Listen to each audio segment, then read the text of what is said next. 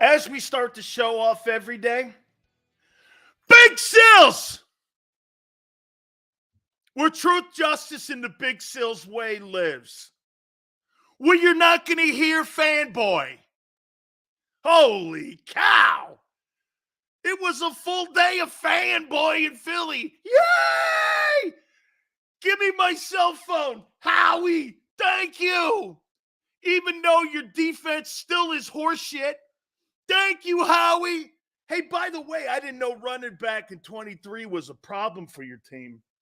Get the fuck out of here. You got to be kidding me. You got to be kidding me. Hey, answer the question. In 2023, was running back a problem? You had a Pro Bowler. You had a Pro Bowler. Okay? Oh, I love it. LJ goes, louder, Sills. That's because some of you ass bags can't hear or stand the truth. I'm trying to let it resonate. You know? Because most of you are stupid as a rock when it comes to shit. I just telling Xander, what happened to Philly, man? Dude, here. The more I'm looking at this Bryce Huff move, the more it sucks. And Xander and John McMullen are right. According to Pro Football Focus and Bledsoe, Bryce Huff's the worst run-stopping defensive end in the NFL last year. So, he's the worst run-stopping football player in the NFL last year. And you signed him to $17 million. And here, wait a minute here. Okay. So is this right?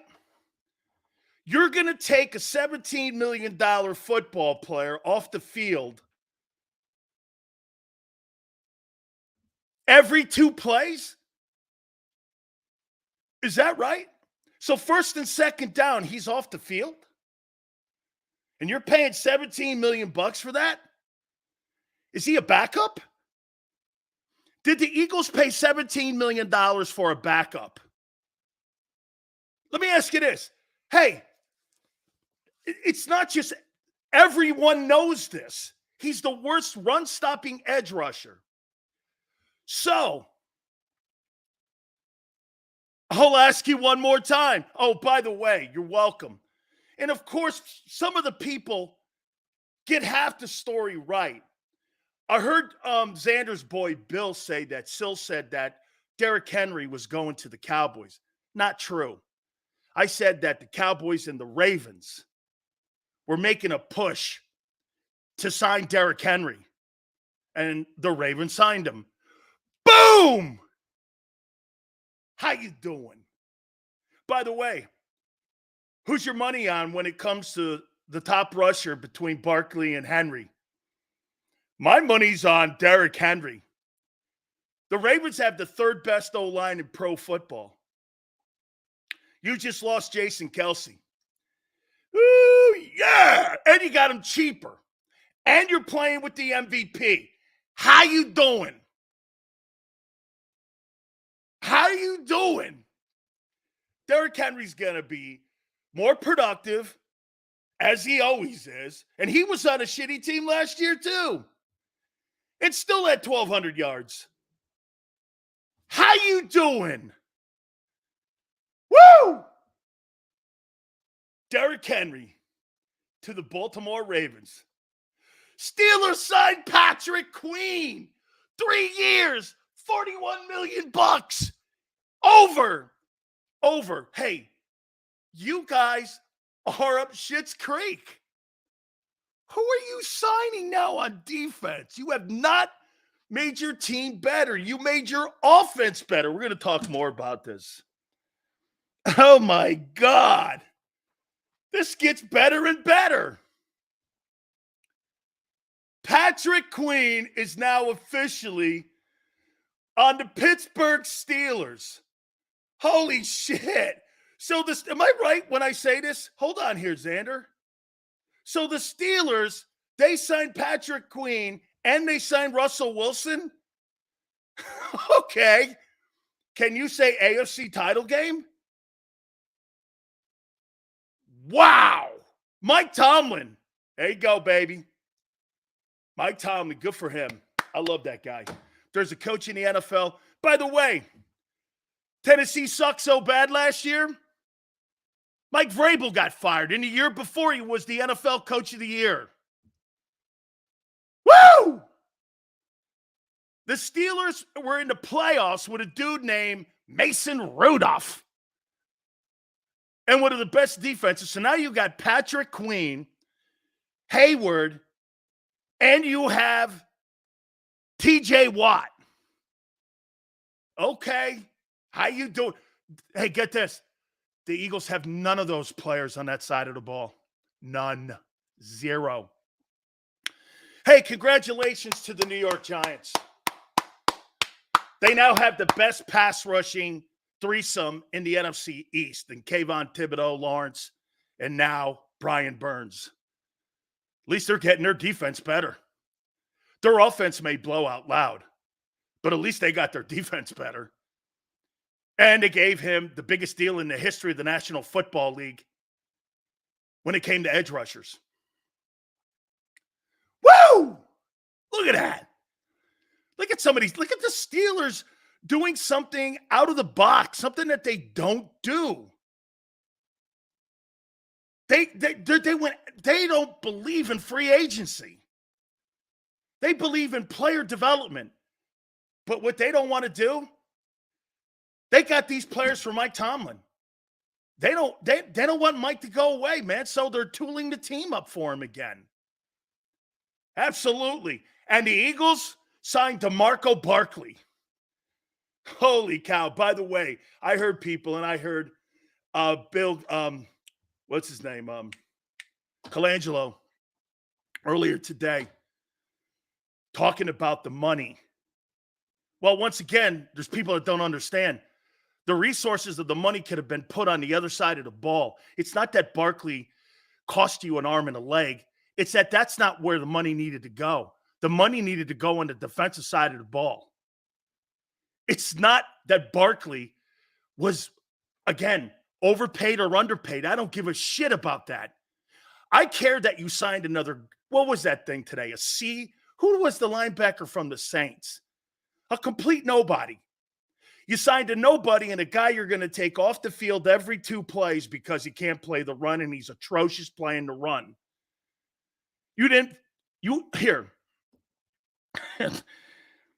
The Giants have the best pass rushing now, front seven in the NFC East. You don't.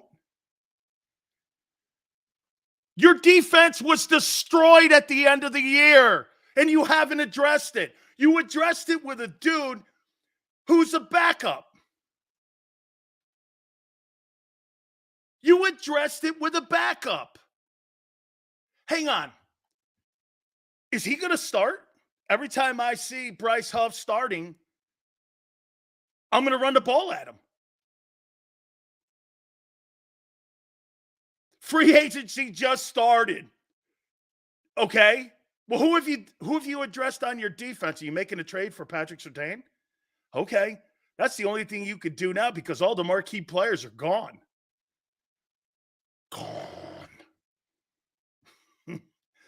Gone. Just like your defense and your 2024 defensives.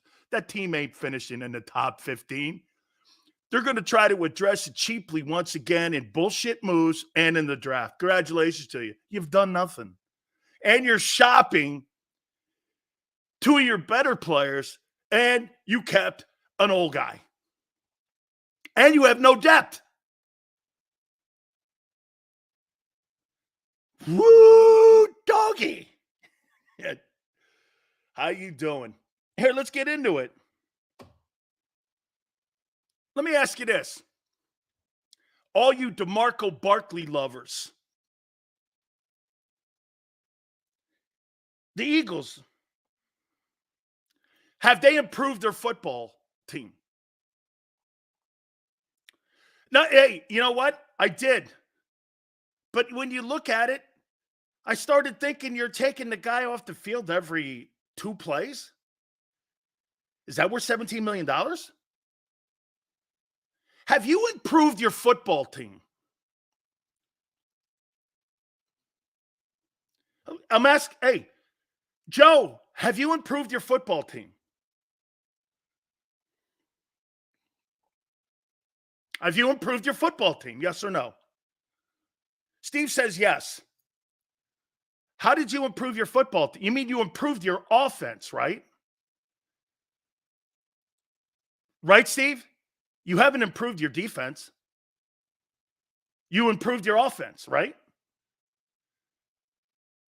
By taking money you could have used to put it over there on the other side of the ball.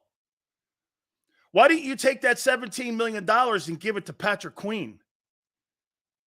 Because the Eagles don't value the linebacker, and you're having Nakobe Dean and Zach Cunningham. There is no question about it. Those are your starters in Brazil. And they'll draft a guy because it's cheaper. They're so predictable. Garbage signs on defense. Not really taking an emphasis on it. That defense is not improved. If anything, with Fletcher Cox gone, it's less. Oh, Steve goes, now Queen is overrated. Then what are your guys? They're garbage cans. If Patrick Queen is overrated, what's Zach Cunningham and Nakobe broken down Balsawood Dean? What is he? What could you possibly think? He costs too much. You see what Steve's doing? It costs too much. So the Eagles paid for a backup at $17 million. Right? Dude, he's a good pass rusher. Absolutely. But now you have two guys who can't play the run.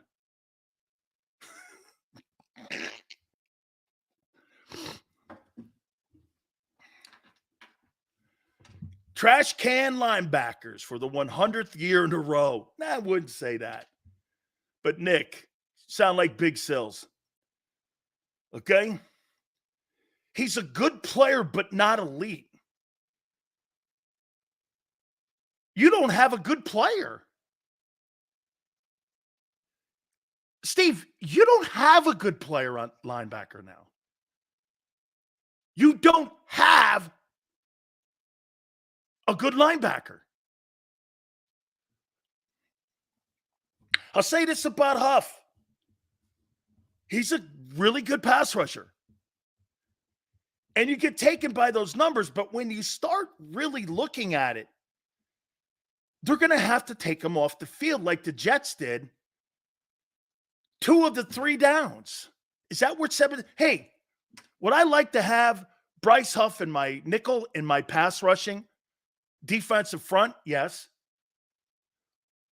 But is that worth $17 million that he plays 1 down every sequence of 3 downs? He can't play on 1st and 2nd down. Is that worth it? So you got Nolan Smith, Hassan Reddick, and now Bryce Huff, who can't play the run. And you're better. Where? It's only the 2nd day. Well, who are you going to sign now? You want to know? I'll tell you what. One thing that the Eagles are not. They're not as pathetic, at least, as the Carolina Panthers. So in the last 2 years, the Carolina Panthers have dealt Christian McCaffrey and Brian Burns. And not one of those players brought back a first-rounder to them after they made that ridiculous move to go up to 1 to get Bryce Young a year ago. Carolina has to be the worst-run organization in all of pro football. Has to be the worst. So you didn't get 1 first-rounder. 1 first-rounder. Okay? For Brian Burns and for McCaffrey. The Dean will have a breakout year. Of course he will. You kidding me, man? No, you mean he'll have another broken down year. Okay? We are better. No, Bruce. Hey, you got your offense better with the greatness of DeMarco Barkley. Holy shit, I guarantee you Derrick Henry runs circles around that guy this year. Derrick Henry's going to gain nearly $2,000. And you know what your guy's going to gain? A third of that. Oh, wait, a third of that. So you're going to give, hey, wait, for him to be productive and for him to live up to the highest paid or second highest paid running back, you got to give him the ball 25 times. AJ's going to be awful mad at that. AJ Owens will be screaming and doing push-ups in the driveway by midseason. He'll be doing push-ups by midseason. Isn't it funny? 49ers in Kansas City don't do shit. They just re-signed Chris Jones, and the Niners just sit there and go, we're good at every position. We're good. Barkley and a backup end for $17 million. Look at the money you're spending, not wisely. Why don't you get this? All you had to do was pay an extra what? $6 million for Brian Burns, and you could have got him for a 2 and a 5? How does that not make sense? A 25-year-old defensive end who's now the highest paid guy in the league. How do you not make a move for that when you didn't have to give up your first round? Am I right when I say that, Xander? The Giants gave a 2 and a 5 for him? And you paid a guy $7 million less who can't play every down. I'm confused there with that. If you were really committed to building your defense, you'd have signed Burns. You'd have signed Burns.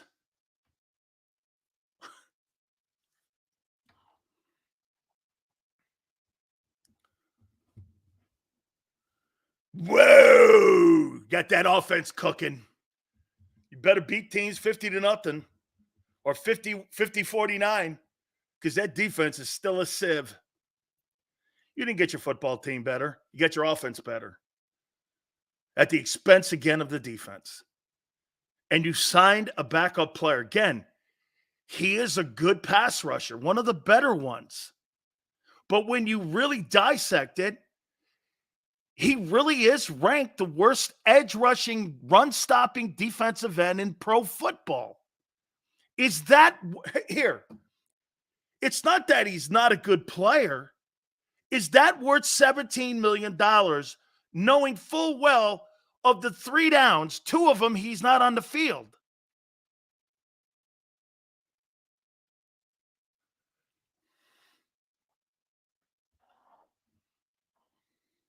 I mean, how are you not happy? Well, because you haven't addressed the defense, really.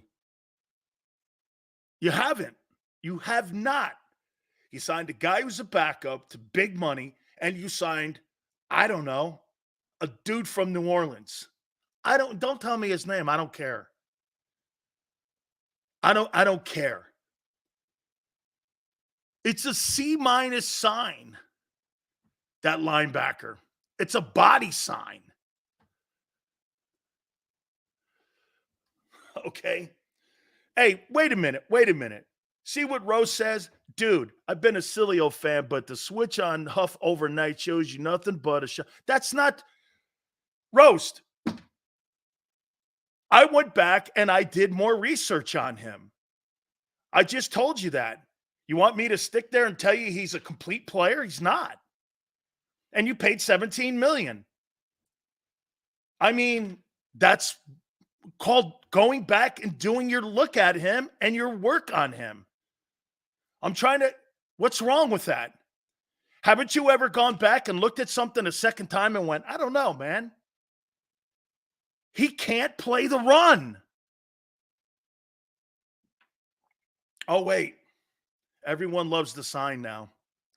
When I say, hey, if you go look at how he is not even on the Jets, everyone now knows he plays half the snaps. He actually plays less than half the snaps because he's atrocious on the run. That's who he is. That's not an opinion. Is that worth 17 million bucks? Once again, I'll tell you.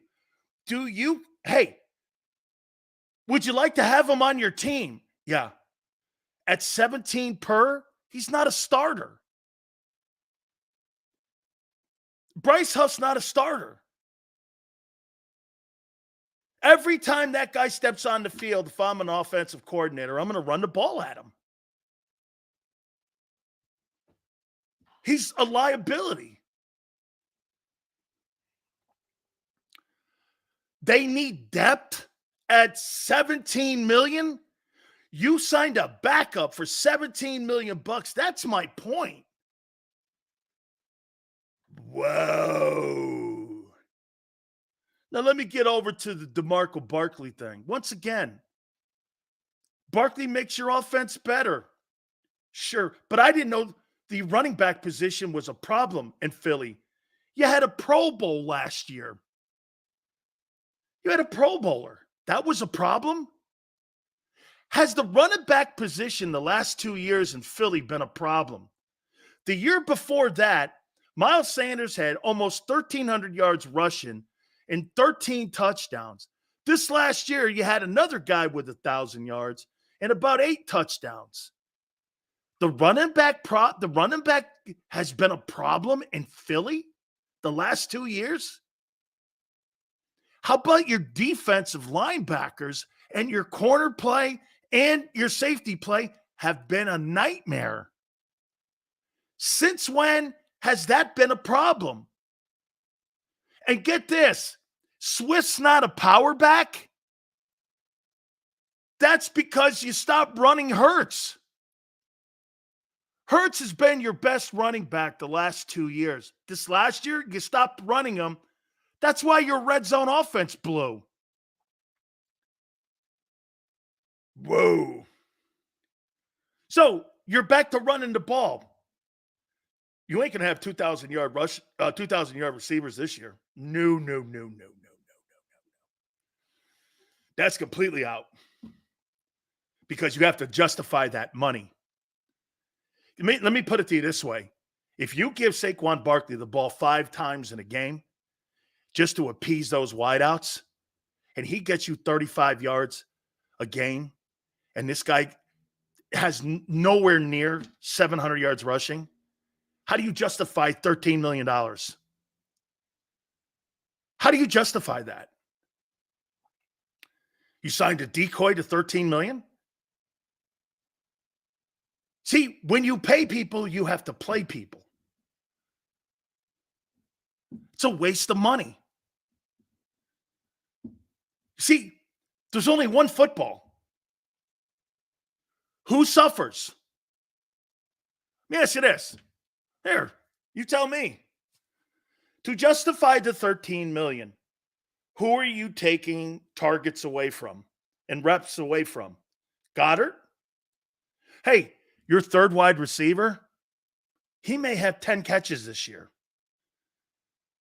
You're not spreading the ball around because it'll be limited throws because of the new back. So your third wide receiver and tight end, if you're Dallas Goedert, you're demanding a trade. You want out of this. They're not going to go to you. It's Barkley, Devontae, and AJ. The other guys on the team are not part of the offensive attack. How do you justify it? There is only so many throws and plays in a game. How are you justifying $13 million? Well, Barkley's got to get the ball between 15 and 20 times. That's going to be a tick up. Almost 10 carries from last year. So that's 10 more touches that are taken away from both Devontae and AJ. That's 5 less targets or touches, right? There's one football.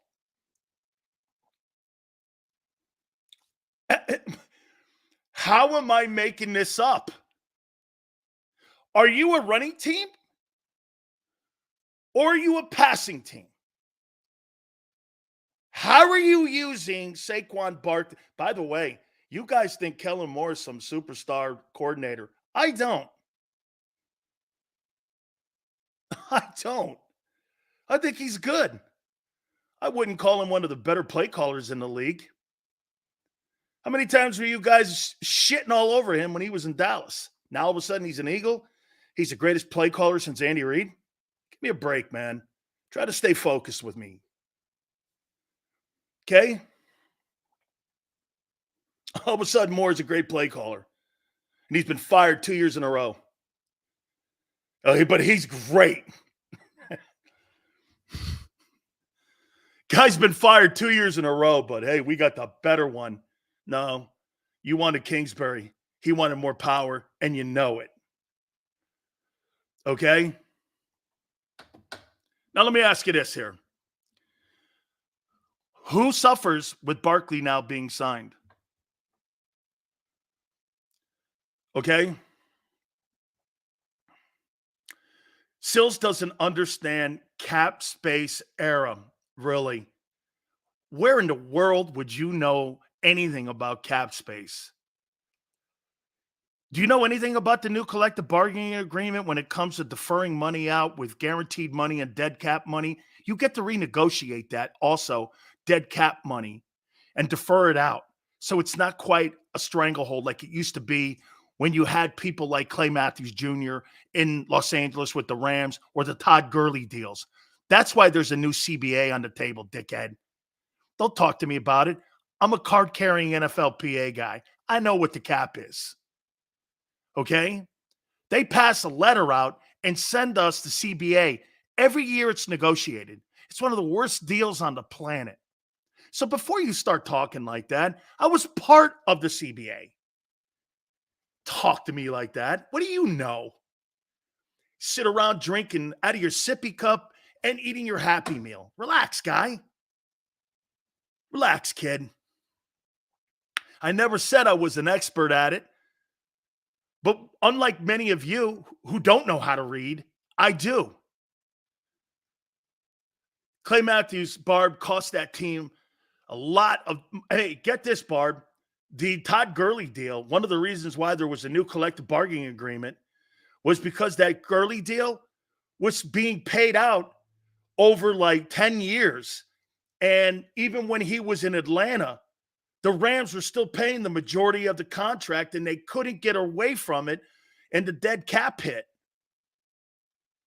Okay? Hey, Jason, sick of this dumbass. Go to a fanboy show. Go at it. Not a problem. We're not going to wave pom-poms here. You got your offense better. You didn't get your team better. Your team as of March 12th is not better. It's not better. It's not.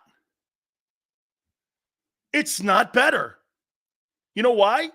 Your defense still blows. And you're not fixing it in the draft. You haven't had one impactful draft choice on defense in the last 3 years make an impact that was a game-changing football player. There were spurts of Carter last year. The rest of it was not. You haven't had a game-changing defensive football player in 5 years on that team. In 5 years.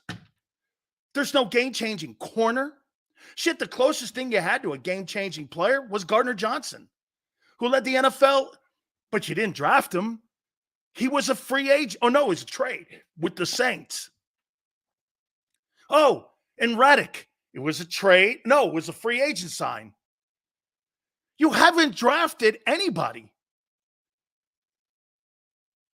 Get this. DRC believes that that's a defensive football team that'll get you back to the Super Bowl because they signed Saquon Barkley.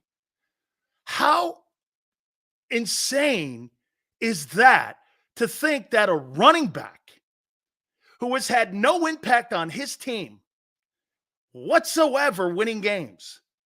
Sills, the Giants suck. I know. I watched a guy in Tennessee with the Tennessee football team that blew out loud, get a team to the AFC title game with Ryan Tannehill. Ryan Tannehill as the quarterback. Zero impact you've had in the draft. Between the Kobe Dean and Nolan Smith and some of these other guys, when are you going to look up and go, he's right?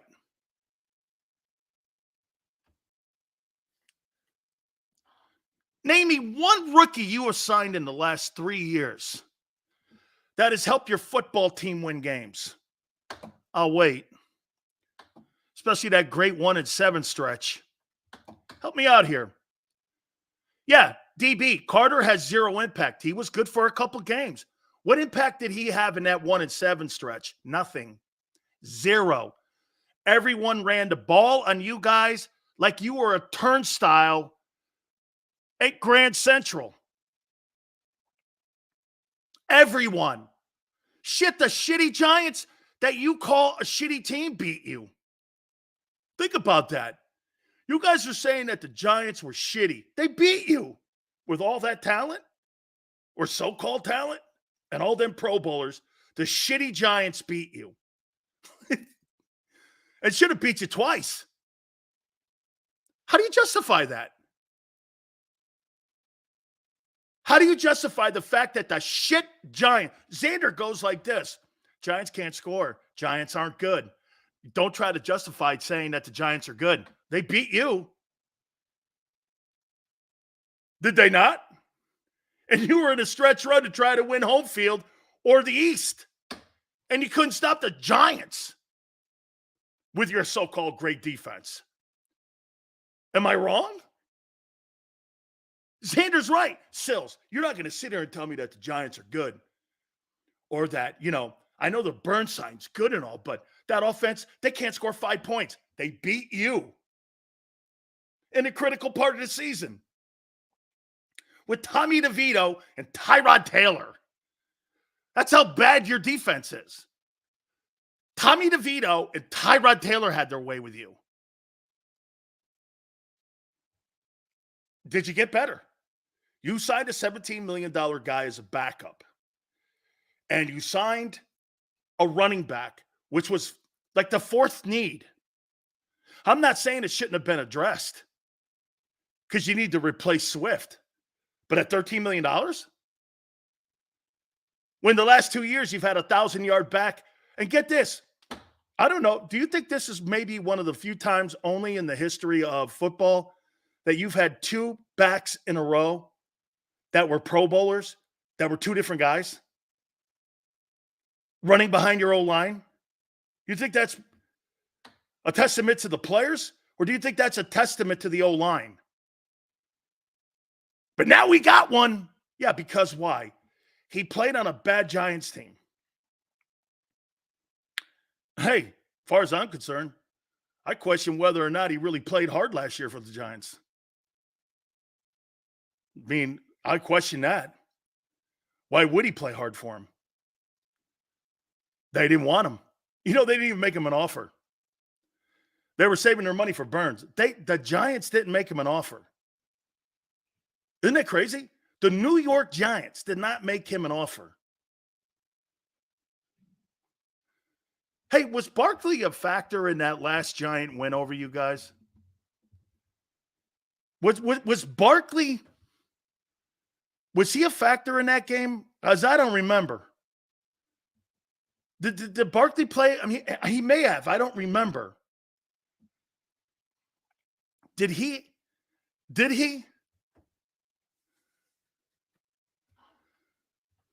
Giants are a terrible organization. Are you surprised? Jason, you got me there.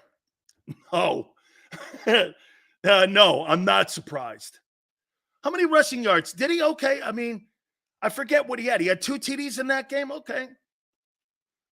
Okay. Sills, has your Bills and Cowboys got better this season? Quite frankly, Cowboys and Bills, those guys aren't making any moves because they feel they like their talent that's on their team right now. And quite frankly, the Bills are making moves right now because they can get rid of a ton of people because they have the quarterback in the room and everyone knows it. They don't really have to have a shitload of people. They have to have quality people. So Barkley had 46 yards in the Giant win over the Eagles. Okay. 46 yards, 13 million. How you doing, baby? Brian goes, Big Sills doesn't let off the gas because I want you to have a come to Jesus conversation here that the approach in the offseason so far has been stupid. You need to address that defense. And you need to address it in free agency. And you needed to address it with some quality people. You see, the Eagles don't value defense. Never have, never will.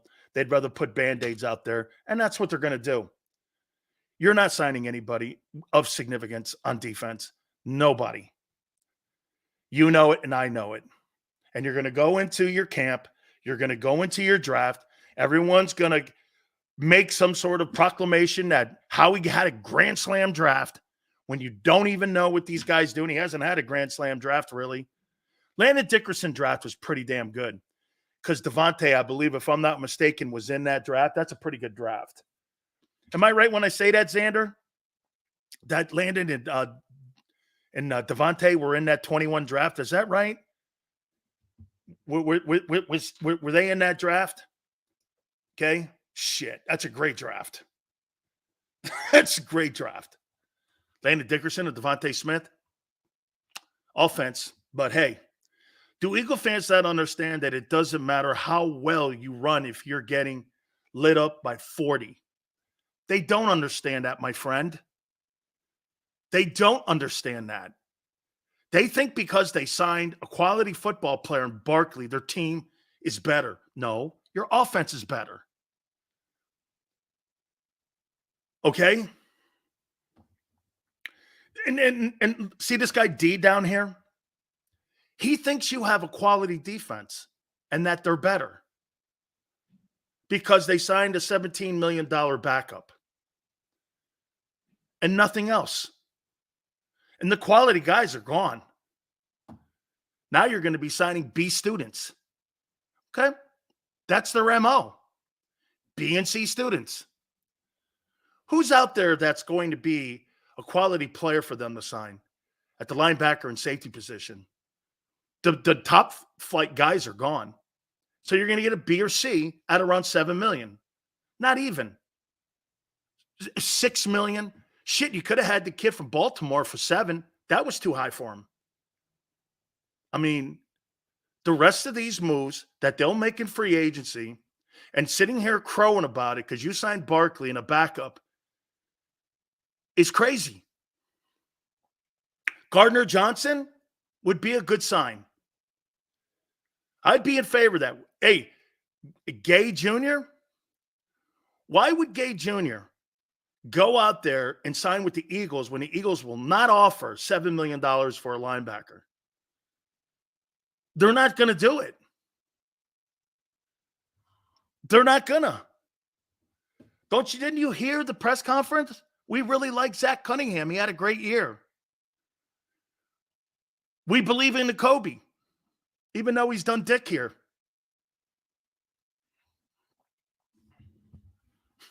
Hey, I love that 41. Sills, you don't know? Howie shops at lateral moves or us.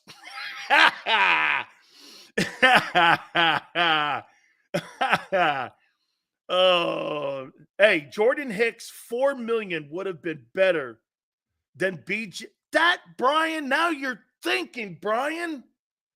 That's exactly right. Brian, that's exactly right. Brandon Graham at $4 million versus having Jordan Hicks is stupid.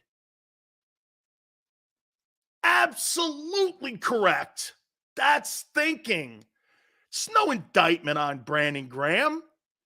But again, we're talking about farewell tours instead of Super Bowl tours. Absolutely correct. That's exactly what to think. You see, you're not in love with the players. You're in like with them. You're in love with the Eagles. Correct. Yeah, but he brings leadership. I don't care. I want players. You know how you form leadership? Winning. Leadership had no impact when you were getting your face kicked in when you went 1-7 versus some of the shittiest teams in the league. Had nothing to do with it. Nothing to do. Whoa, the leadership. Leadership. Yeah, all them great players were so in love with Nicky Sirianni. Why didn't they play harder for him when it mattered? They didn't. Now everyone's got a love fest and sitting around roasting marshmallows saying how much they love Nick, and yet they laid down for him the final 2 months of the season. That's leadership? Okay, that's meltdown ship. I'm looking for ball players. You have to have a sense of urgency here, friends. That's why I talk like this. Sitting around and waiting. Dude, no way. That you have here. You have an A offense. There is no getting around it. No getting around it. You have an F defense. And there's no getting around that. Okay? None. Hey, Xander, make sure you send that to Pat Pimmel if you could, please. Okay? For 3:30 Eastern. Oh, yeah, by the way, the Philadelphia Soul are coming back to the Philadelphia area in the Arena League. And we're going to have the brand new head football coach of that team on with us at 3:30. Mark Farzetta is going to join us at 5:30. Love the Arena League. Another football team coming to the Philadelphia area, and we so look forward to that.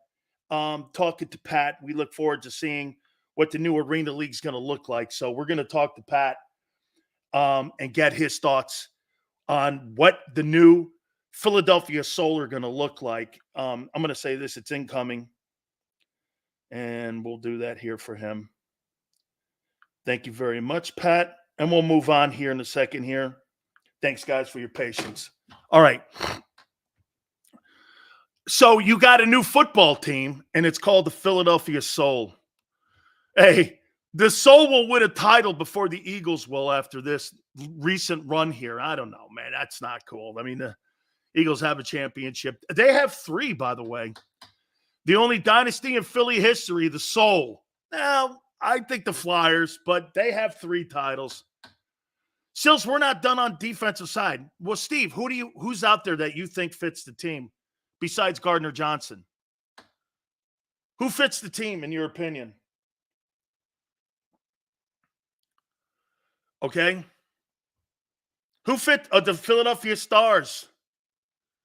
Dan Cam Ward looking sharp. Absolutely.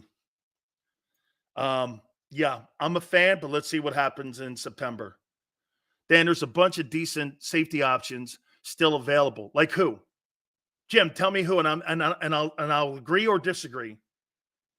Fire up the grill, pour yourself a drink, and relax. Let's see if we still have this same conversation in a week. Okay? All kidding aside, safety or linebacker next. In what free agency? Who? Devin White got beat out in Tampa. Julian Blackmon? And please, not Justin Simmons. I don't want any more 31 and older safeties. Are you not tired of that? Okay, can London Fletcher come out of retirement? That's funny, man. Okay, that's absolutely funny. Simmons just signed with who? Please tell me it was the Eagles. Please tell me that Justin Simmons signed with the Eagles. Okay? Please tell me. A 31-year-old safety. Sidney Brown taking a step forward. I like the player. Jay goes, nobody cares what you want, Sills. Then why are you here? Are you here just to tell me nobody cares what you want? Thanks. So you got up off your bed this morning, laying next to your old lady, and thought you would send me in a chat box. You had to log on, click, find JAKIB Sports to tell me that. Winning!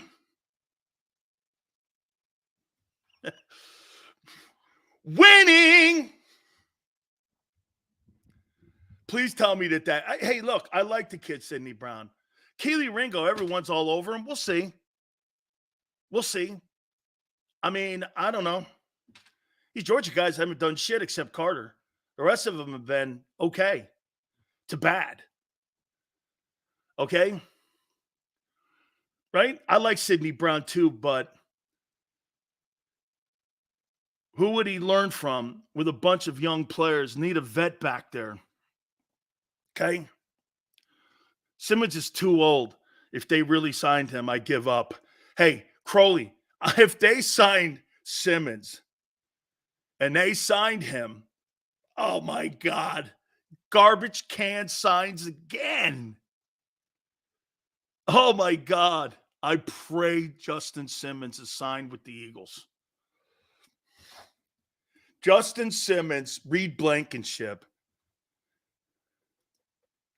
No confirmation on that yet. All right, Xander. Yeah, just like yesterday. We got Xavier McKinney. No, you didn't. You know why? Because the Packers we got to do that. Packers had a great day. Holy cow.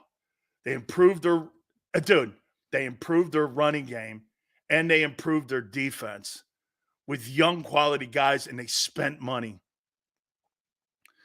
Where do you go in the draft? If I'm the Eagles, O-line,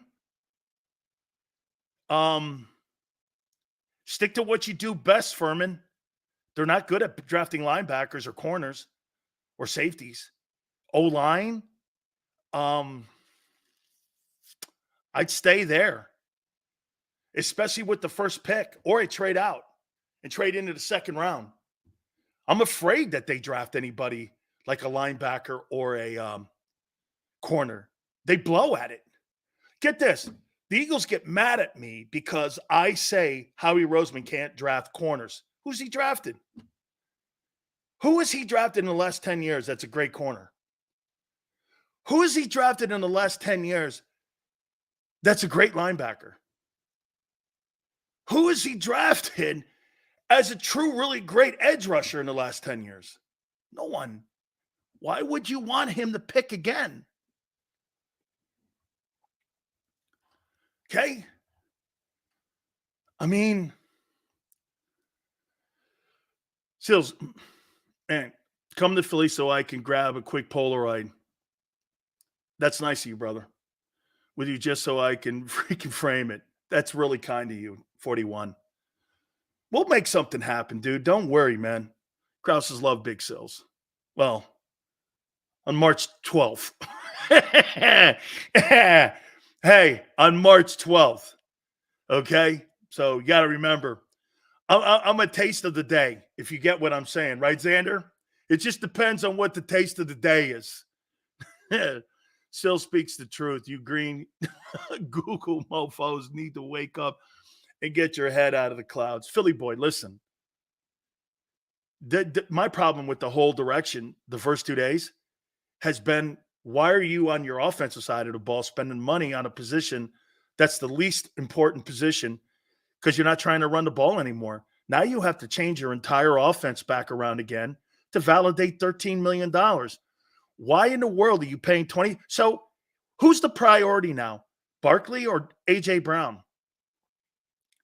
Where's Devontae in this? You understand there's one football. Okay? There's one football. Is the offense going through AJ or is it going through Barkley? Tone praised you on the new podcast. I love the kid. Xander loves the kid.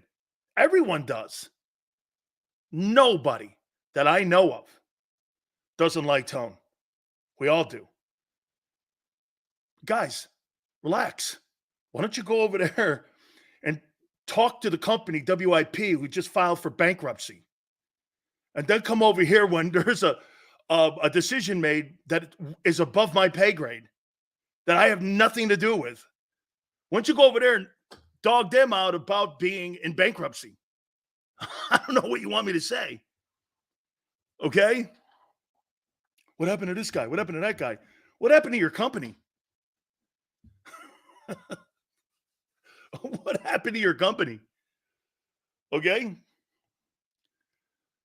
Why the hell are we getting old in the secondary 2 years in a row?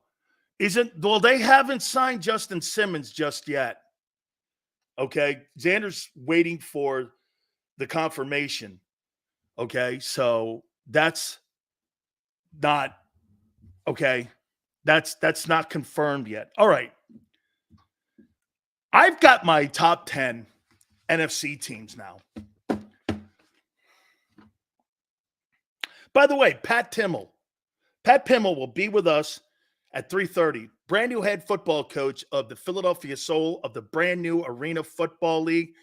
It's rebooting. I played in that league. I thought it was hard, to say the least. That thing was hard to play in. I enjoyed it, though. Get this. I played at the MGM Grand. How's that for you, Xander?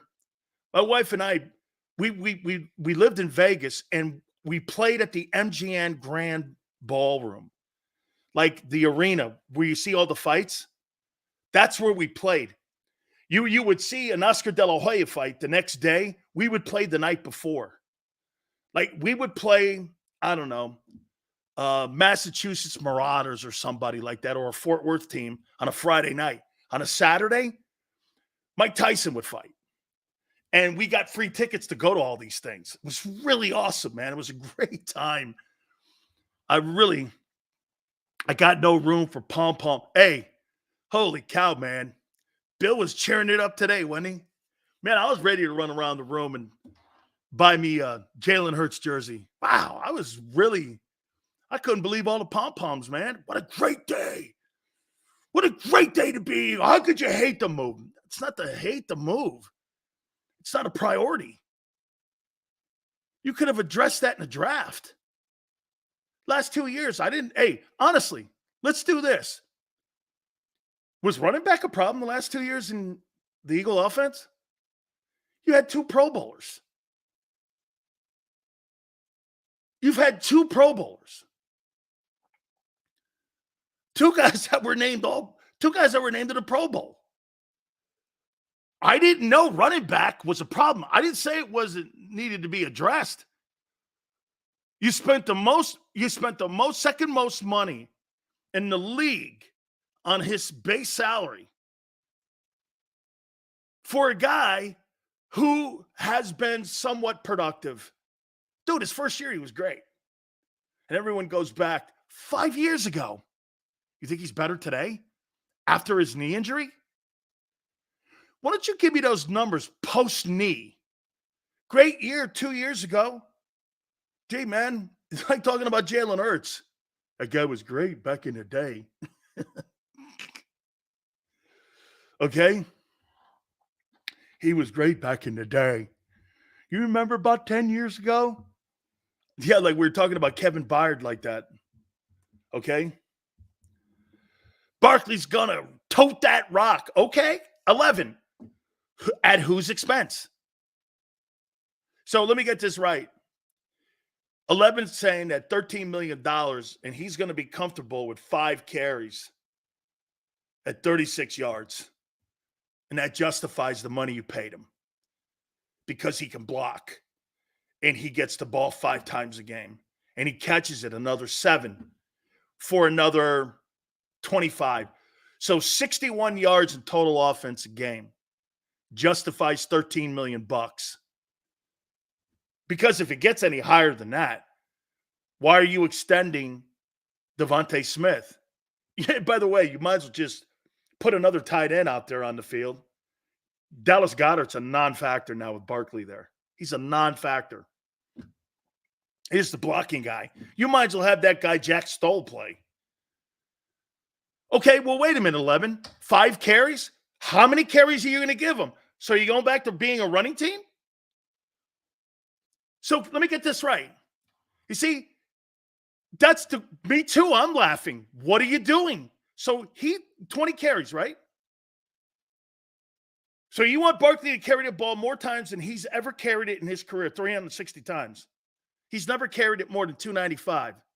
You want him, an older player who's had a knee injury, to carry the ball 360 times to justify the 20 million or the 13 million. Is that right? Okay. That means someone snaps and someone's touches come down. Who is that? It's Goddard. It's Goddard.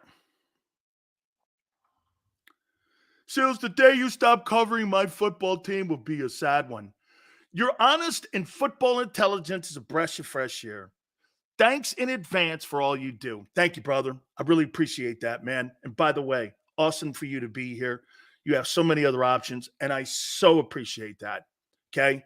As you could tell, Records, there's a lot of folks in here that don't like the truth or when I say it, and I think they hate the fact that I'm not a fanboy. Oh, let me see. Eagles signed MVP punter Braden Mann. Who? Punters aren't football players. I don't give a shit. Howie Season signed a punter. Signed a punter. You signed the wrong punter. You should have signed Matt Araiza, like the Chiefs did. Hey, let me say this. Hey, Xander, think of this. So the Chiefs signed Matt Araiza, a complete field-changing special teams guy, and Chris Jones. Who's had a better offseason so far? The Chiefs or the Eagles? Anyone?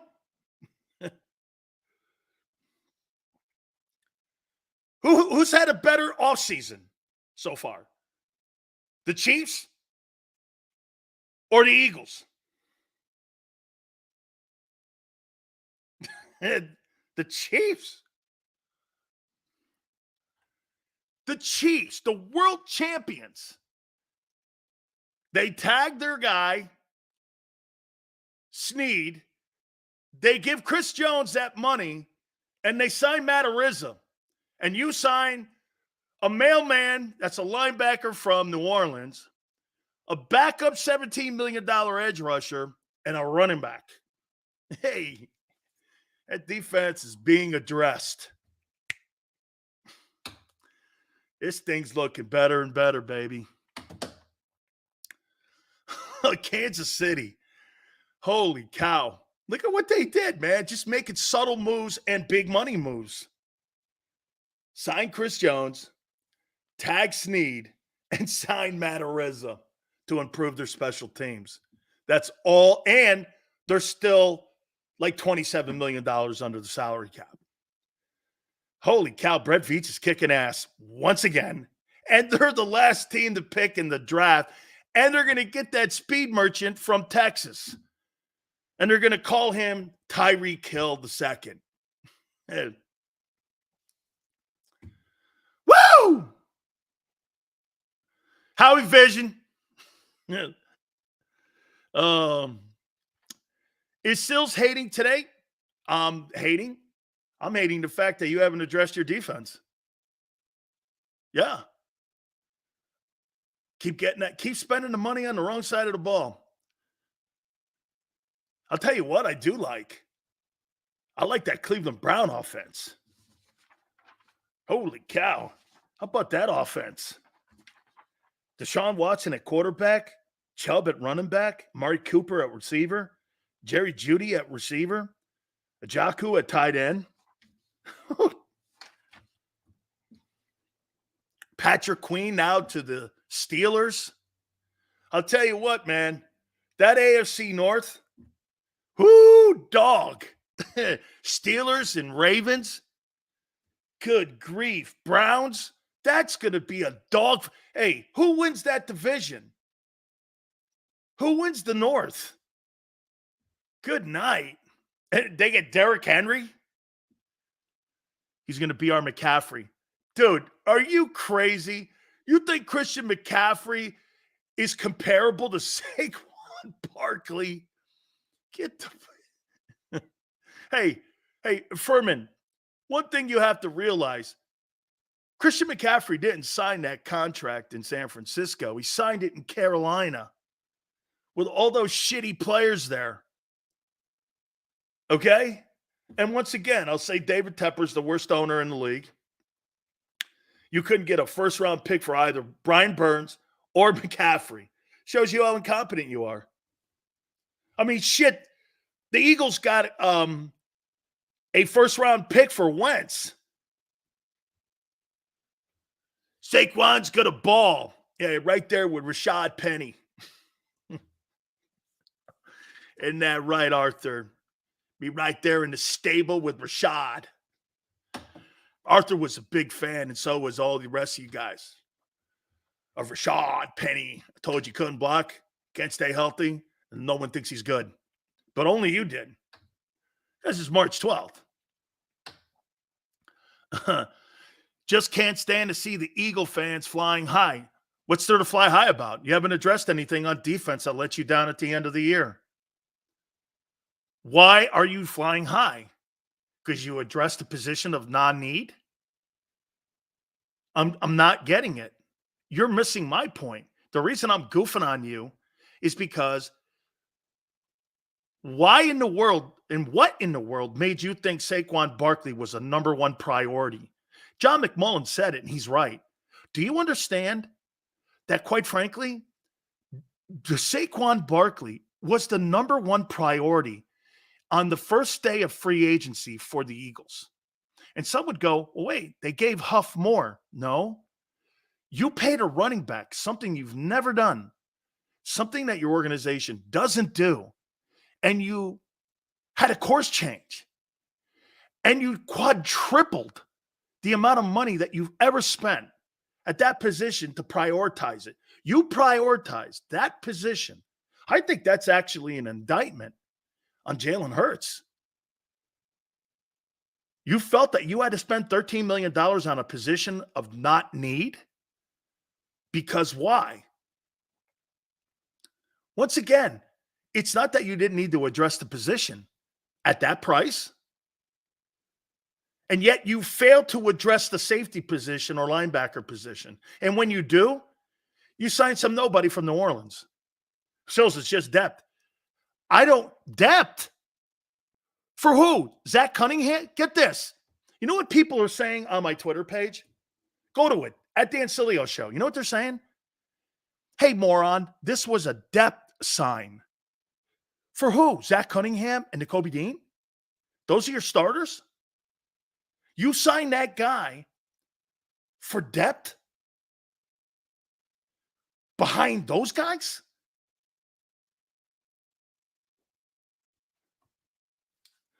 Championship football teams are made right now with decisions that you're making. You learned a lesson already, haven't you? When Howie tried to put Band-Aids on the shit during the season, it was a colossal failure. You're going right down that road again. Gotcha. Yeah, hey, Barb's right. Barb. There you got old BG there, man. Chestnuts roasting on an open fire with BG. That'll be a new podcast. That would be put up on Twitter on the Eagle Twitter page. Don't worry. We'll be all right. Same group so far. And you're shopping Josh Sweat and Hassan Reddick. Hey, this is thank you.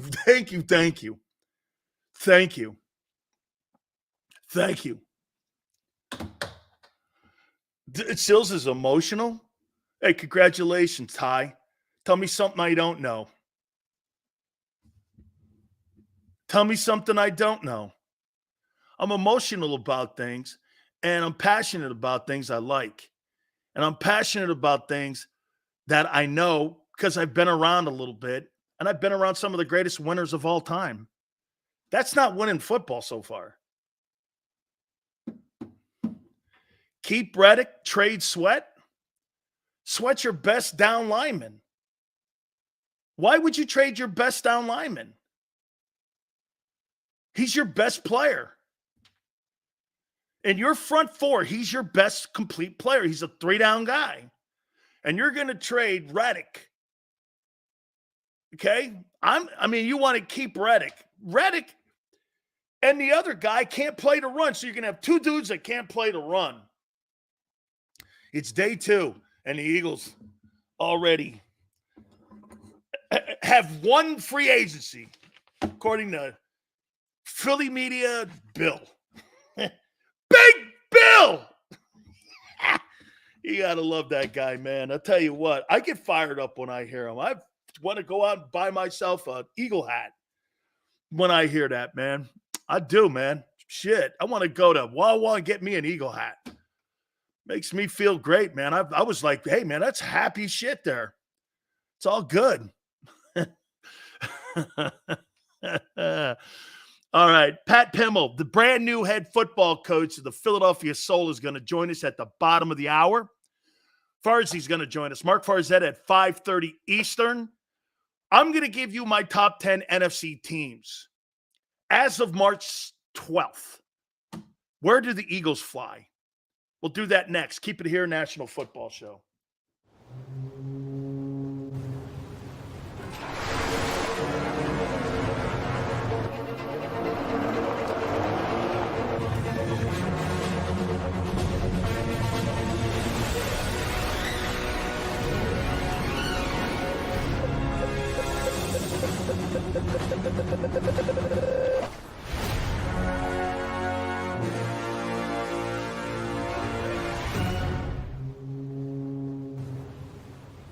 Imagine for a moment that you went to work today and when you came home, you were catastrophically injured. Your life and your family's life. That's what happened to union construction worker Mike Little. I was scared of what the end was going to be, but to be 100% honest with you, I knew I was going to be all right just by talking with Brian. In my heart, I just knew everything was going to be all right. Call the firm and find out why they say, "We got this." Call 215-458-2222.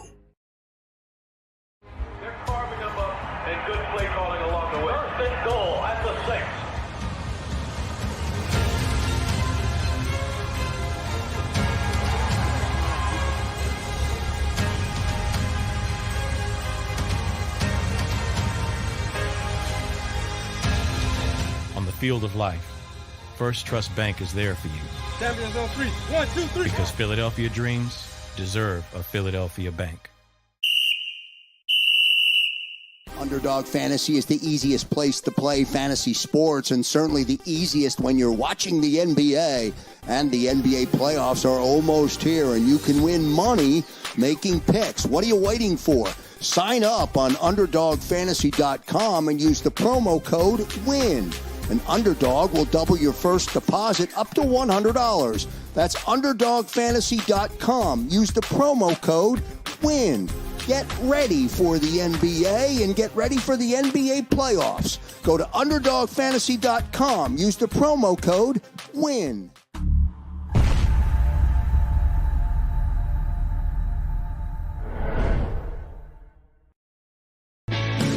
Hi everybody, my name's Jason Lombardi. I'm an inspector at DryTech. At DryTech we offer 3 major services, the first one being basement waterproofing, the second service we offer is foundation and structural repairs, and then the third service that we offer is mold remediation.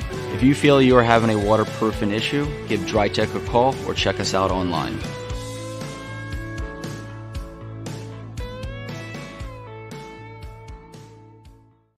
Do you stream on a Roku, Fire Stick, Google TV, or Apple TV? Now you can watch 6ABC 24/7 with the 6ABC Philadelphia streaming app. And the big story on Action News? Search 6ABC Philadelphia and start streaming today. EAGLES, Eagles.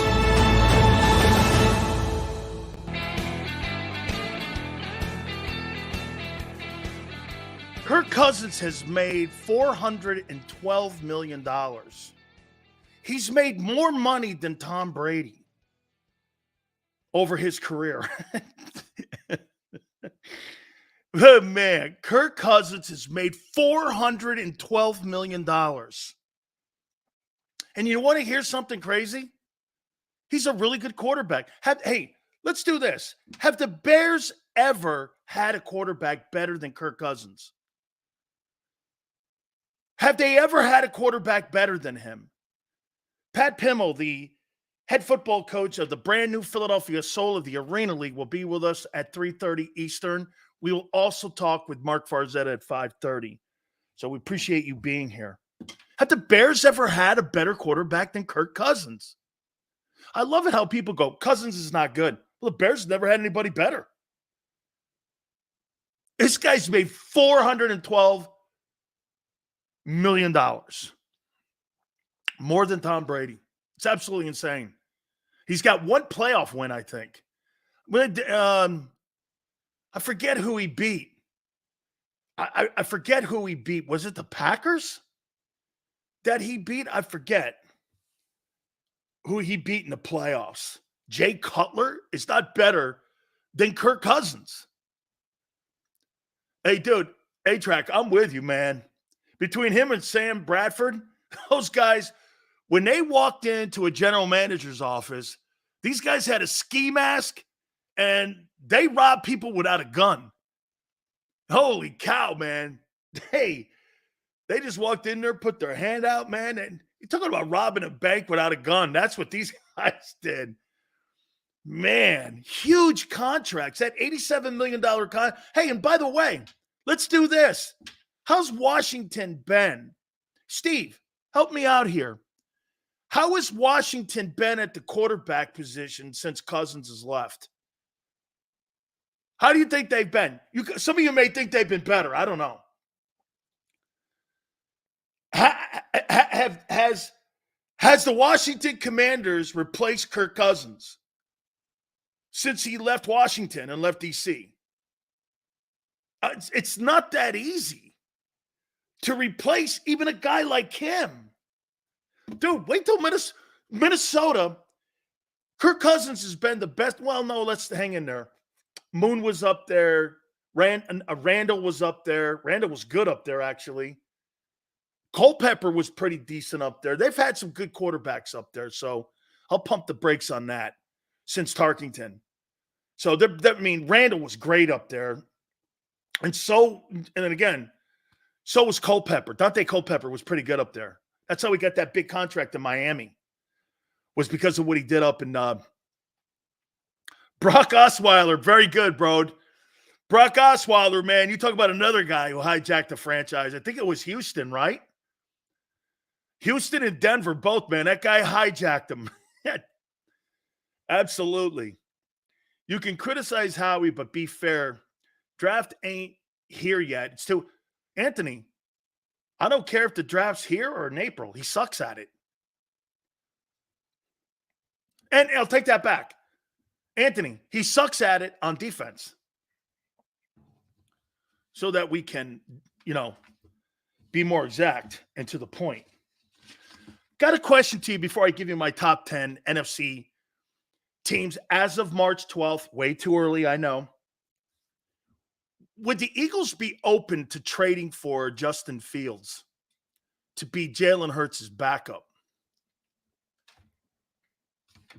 That guy ain't got no market. He has no market. Would you be open to having Justin Fields as Hurts' backup? Kind of fits the same kind of style, same kind of dude. I mean, you bring him in. Justin Fields has no market. And if you put him out on the open market, right, dude, no one's calling Chicago for him. You would have thought he would have maybe went. Atlanta said, no way. Nobody wants the guy. Minnesota? You think they're going to trade him inside the division? Probably not. New England? New England's drafting. Minnesota's going to draft. They know what Justin Fields is. I told you he was a bum. But I want to be fair to him because you know why? I think he's a bum. However, it's Chicago. Chicago doesn't get that position right. I don't know if it's him. And I like the way he works. Is he a threat to Hertz? No. No. He's not a threat to Jalen. Like, that's not a guy. Like, I'll tell you what, if you're Trevor Lawrence, you got to be looking at the Jags going like this. Why would you bring Mac Jones in? I mean, what's the point of that? You know what I'm saying? Mac Jones is going to get a lot of love. Again, Bama guy, Southeastern Conference, played in that neck of the woods there in Georgia. Okay? Played down there in Florida. Played against the Gators. And I know Trevor's a Clemson guy. A little different, though. Those SEC guys, they're thick as thieves down there. They're going to be screaming for Mac Jones as soon as Lawrence throws a couple picks in a game. I'm promising you. Because they've seen quite a bit of Trevor. Mac had a good freshman year. It had a good rookie year, I should say. I don't know, man. Okay? Look at AJ. Simmons or Gardner at this point. AJ, stop with the old guys. Stop. Hey, that's a good point there. Crowley says depends on what I have to give up. Well, I'll tell you what I'll do. If I'm the Eagles, I call the Chicago Bears and go, okay, so what round pick would I be willing to draft a quarterback in this upcoming draft? 4th round, 5th round, 4th or 5th. Here's 2 5s for Justin Fields, who was like the 2nd pick in the draft. I mean, if Baker Mayfield could turn his career around, why can't Justin Fields? And with all that talent in Philly, if Hertz, God forbid, something happens, you got a guy in there. Do you think he could not carry the? Plus, you have dude. You got your golden boy Barkley back there. If I only had to give up of like 2 4s or 2 5s, what's the deal? Okay. A 5th? Yeah. Hey, Jason, I don't think he's worth more than a 5th. Maybe 2 5s. Maybe one this year, next year. I don't know. I'm not giving you a premium pick like a 3-4. I'm not even going near 1st or 2nd round. Chicago's not getting anything near the value for that guy. I'd give a 5th. Yeah. See if they bite on it. Here's a 5th rounder for Justin Fields to come to Philly. And everybody in Philly. And even I would say this. That's not a replacement for Jalen Hurts. It's an equity move. Who knows? Somebody at the trading deadline may want to give you more of a pick because they're desperate at quarterback, and you might be able to turn that 5th round pick into a 3rd round pick. Did you ever think of that? Because somebody is going to be desperate at the trading deadline because someone will get hurt. Hey, you think the Jets wouldn't have wanted to have Justin Fields last year after Aaron Rodgers went down? Okay. Jalen needs no more pressure. Jesus criminy. Jalen doesn't need any pressure. Signing and trading for a guy like Justin Fields is pressure for Hertz. He's got a lot more to worry about if he would worry about something like that. Okay. I think Chicago will trade the 1st pick to Washington. They move down, get Jaden Daniels. I think Chicago's going to keep him. I do. Here is my top 10 NFC teams as of March 12th.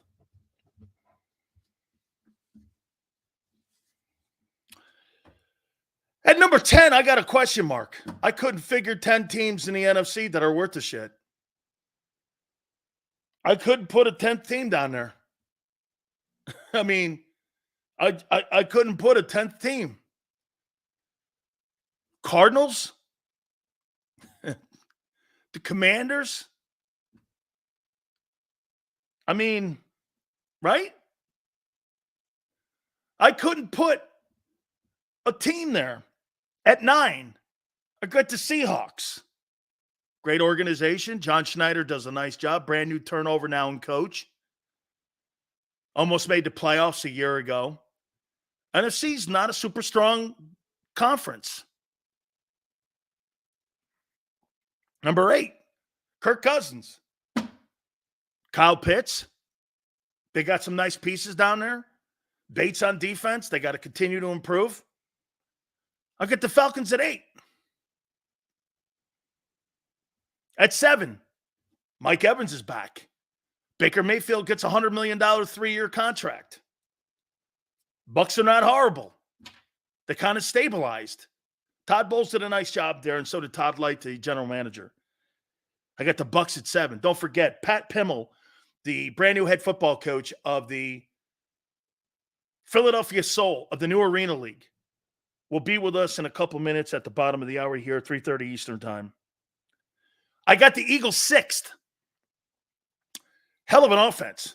Horrific defense. Can't stop anybody.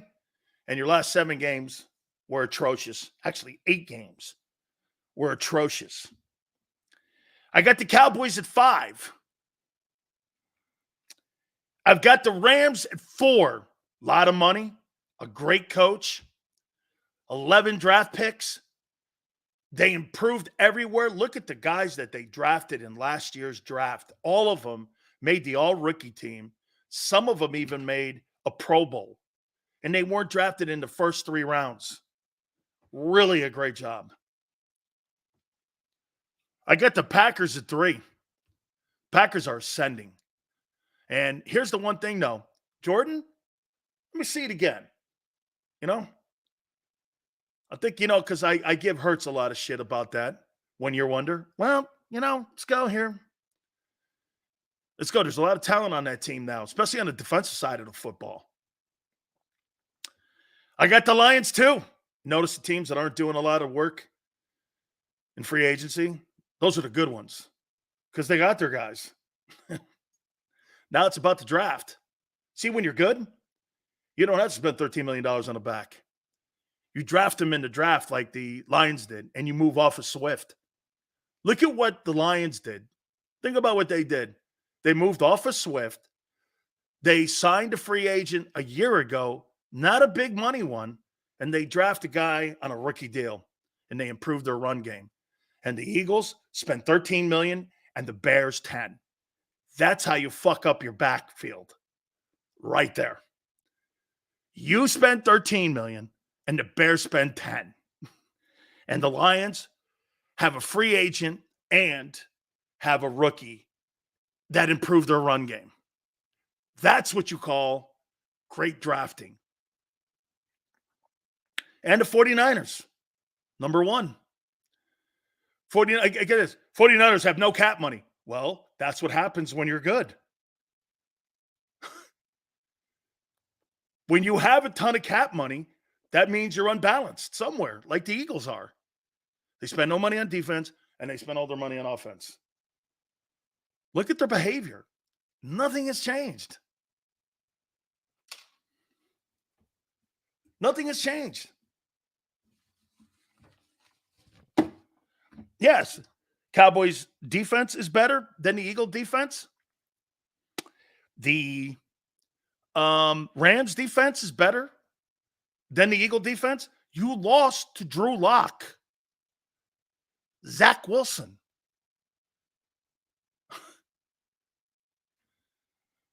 Tommy DeVito, Tyrod Taylor. You weren't losing like Lamar did to Patrick Mahomes. You see, when people look at Lamar Jackson's postseason and they look at his postseason, okay, he loses to Patrick Mahomes. Jalen Hurts loses to Baker Mayfield.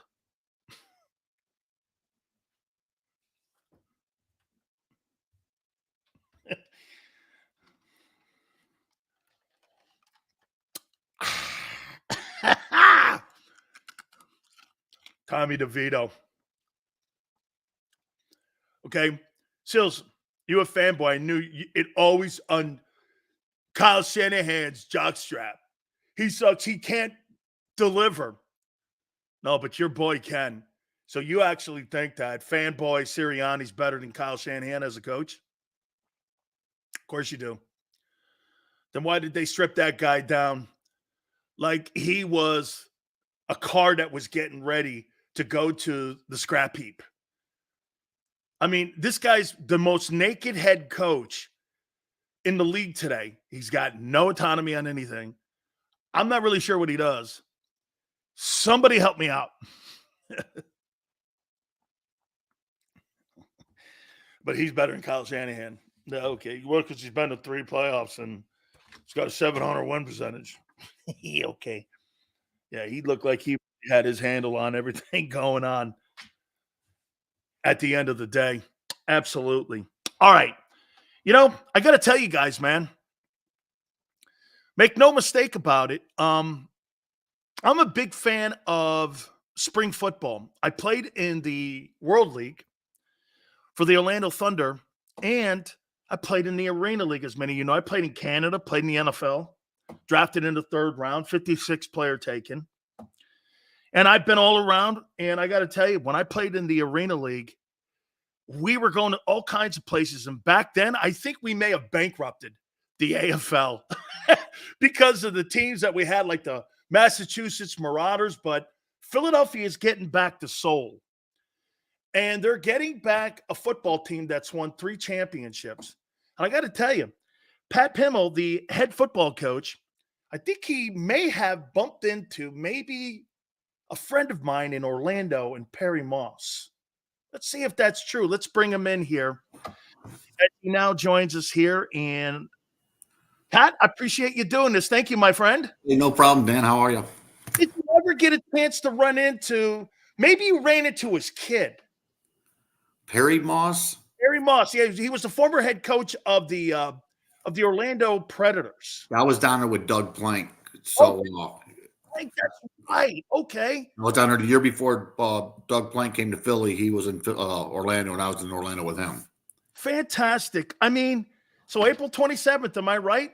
Yeah. The Arena League returns, and I'm looking forward to it. I tell everyone this, Pat. When I played in it, I was like, oh, I played in the NFL and all this, man. When I had to go both ways, I was like, oh, okay, wait a minute now. Hey, hang on. These guys are running by me. I'm a defensive lineman. I use my hands. Not as easy as people think it is, especially in that confine. So one of the harder things I've ever done was play in that league. Yeah, it's a lot of fun league, but it is hard. You know, you got to be well conditioned too. You guys open up against the, am I not mistaken, the Louisiana Voodoo, right? Yes. So have you compiled the team? Have you guys, when do you start really taking a look at the roster and getting everything ready? Does that start at the beginning of April here? Yeah, I pretty much got the roster ready now. I just signed our last player today. So we're bringing 35 into camp. I could actually probably text you over my roster if you want to look through it real quick. Let me see if I can get you got a second. I'll do that. Yeah, for you. That's okay. We'll do because you're going to be on again. Okay. So there's 35 guys on a roster. So they cut it down to 24 after 2 weeks of camp. What's going to be different, Pat, from the old Arena League to what fans got used to and what we're going to see now with this new Arena League? The Iron Man's coming back. You know, they took the Iron Man rule away. And now it's coming back. So you're going to see the receivers and the DBs go both ways. And as of right now, the offensive defensive line. I read in the rule book where on the extra points, you can go for 1, 2, 3, or 4. You can back it up to the 10-yard line. So there'll be differences like that. It's going to be arena football. I mean, it really is. Maybe the extra points are the biggest difference. I told people that when I played at the MGM Grand. Because I was with the Las Vegas Sting. And, hey, I mean, when you play in that confine like that, it really is a different feeling when you're on a normal football field, Pat. I mean, you're tight. You don't have a lot of room to maneuver. And every single down, like you just said, hey, folks, when he says you have to be in shape, you're passing that ball every down, man. You better have a lot of gas in the tank here. How's the team look? And who's going to be the quarterback, and what are we going to expect this year in Philadelphia? Well, we had Mitch Kidd. He was drafted from that in the XFL. Really good player. He tore his Achilles last week, so he had surgery yesterday. So he's out. So we got a guy in an arena game, and we got a young guy, Alfonso Howard, who I think is pretty special. But I didn't like Mitch was like the guy, and now we got to coach what we got. We got two young guys, and they're both. One's from Phil area, went to Georgetown. Aaron went to Georgetown. Alonzo's from Texas, but they're two different style quarterbacks. But they're both good players and they'll compete. You understand you're going to be in Philly, and even when you win, you get scrutinized. I mean, It really doesn't matter. I mean, that's got to be a lot of fun because it's a completely different city, Pat. Well, yeah, compared to anywhere else I've ever covered. I've been in broadcasting now since I stopped playing for over 30 years, and I've never seen a market where, hey, here it is. What's it? You win your 11th game. How come we didn't run the ball more? Yeah. I mean, it's that kind of place, but I think that's kind of cool when you think about it. Well, I was there for the tryout, for the weekend of the tryout. Met some people, and you always hear about it. I'm from the Midwest. I currently live in Boise, but you always hear about Philly fans and how passionate they are and how they expect everything. And you got to appreciate it. You got to love it. But they were asking me questions like, how are you? Well, we're a young team.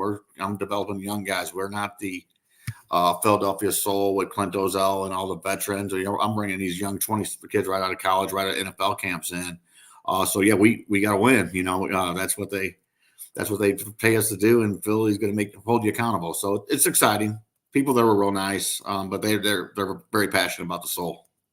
Have you guys found a place where you're going to be playing your football games yet, or is that yet being still worked out and negotiated? I know that they found there was a lot of the AFL took it over because I guess their part was that wasn't getting done fast enough.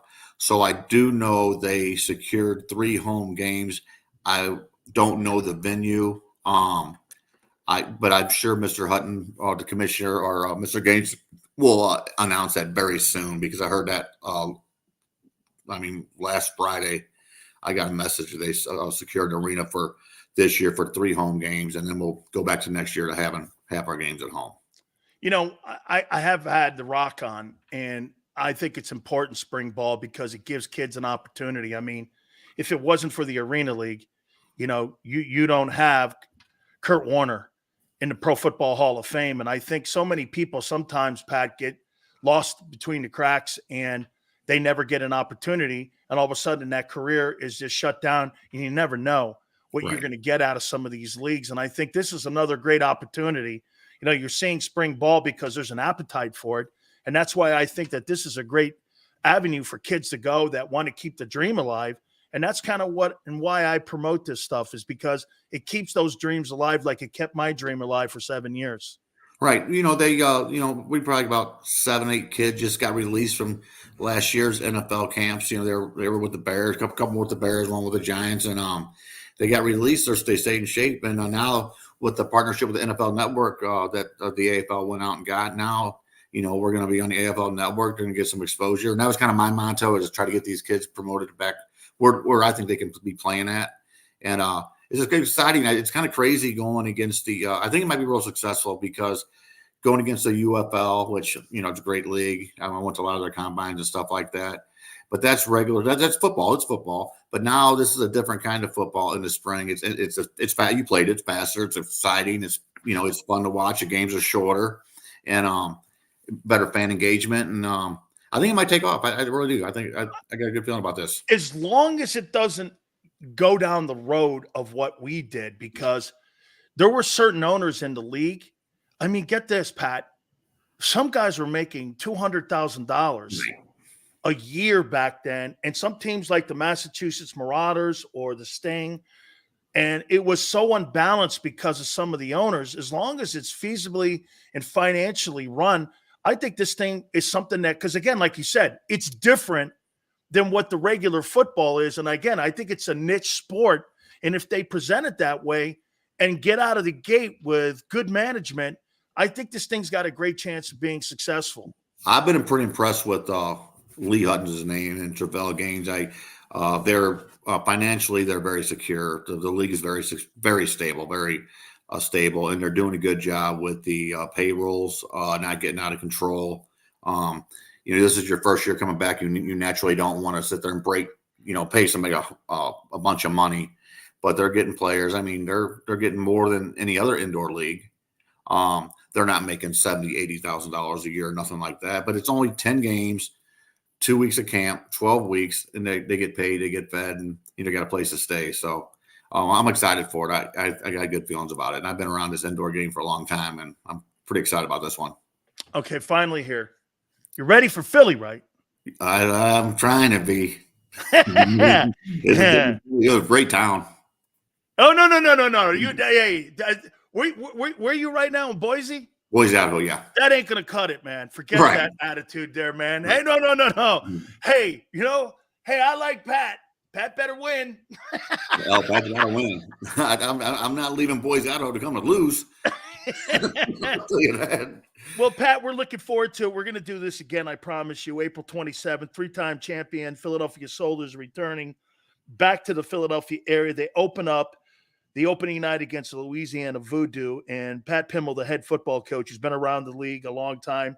I think your last gig was you were the OC with the Predators? That was in 2012 or 13. My last gig was with the Las Vegas Nighthawks in the IFL last year and the year before. So that's the last team I was with. But I've been all over the country coaching. So looking forward to it. I mean, it's very going to be demanding, and I like pressure. So it's going to be fun. The Missouri Tigers, now the head football coach of the Philadelphia Soul. Fantastic stuff. Coach, thank you so much for doing this. I appreciate it. Appreciate you, Dan. You got it. Pat Pimmel, the head football coach of the brand new Philadelphia Soul, who will open up shop April 27th, the three-time champion, obviously, with that franchise. And they will open up against the Louisiana Voodoo. All right, we'll get back to our conversation here, what we're talking about when it comes to the Philadelphia Eagles here, and we'll talk about the National Football League. And again, I put that team together, and I put that list together here. Do you have a problem with the Eagles being the sixth best team in the NFC? Here, you want to hear this? I'll rank the offense. Do the Eagles have a better offense than the 49ers? No. But they're second than everyone else. The Eagle defense in the NFC, you're 10th. And no, I wouldn't even say you're 10th. You're like 27th. How can you have an offense that's number 2 in the NFL and a defense that's 31st and call yourself a Super Bowl contender? Flexen thinks that's debatable. What? Between San Francisco? You're not under the notion that Barkley's a better back than McCaffrey. Ayuk and Devontae Smith are compatible. Kittle's better than Goddard. Trent Williams is better than Mulata. Purdy is coming off a better season than anything Hertz has ever done.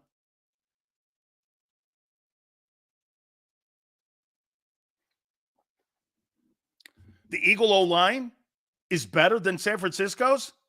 Not anymore. Not after what happened the last 8 games of the year. And you just lost Kelsey. How can you be the best offensive line or a better O-line than San Francisco and you just lost an all-pro center? Oh, that's right. Cam Jurgens is all-pro too now. Eagles are the best team in the NFC. No. They're the best offense in the NFC. See, here's a guy blinded once again, not telling you the truth and still thinking his defense, who got it killed at the end of the year. Killed, and your offense couldn't save you.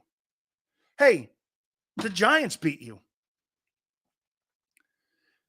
Xander's shitty Giants, as he calls them, beat you.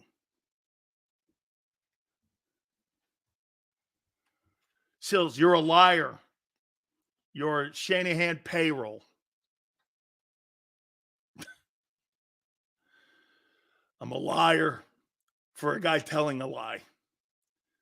As a matter of fact, I've never met Kyle Shanahan in my entire life. I've met Mike. I've never met his kid in my life. What a jerk.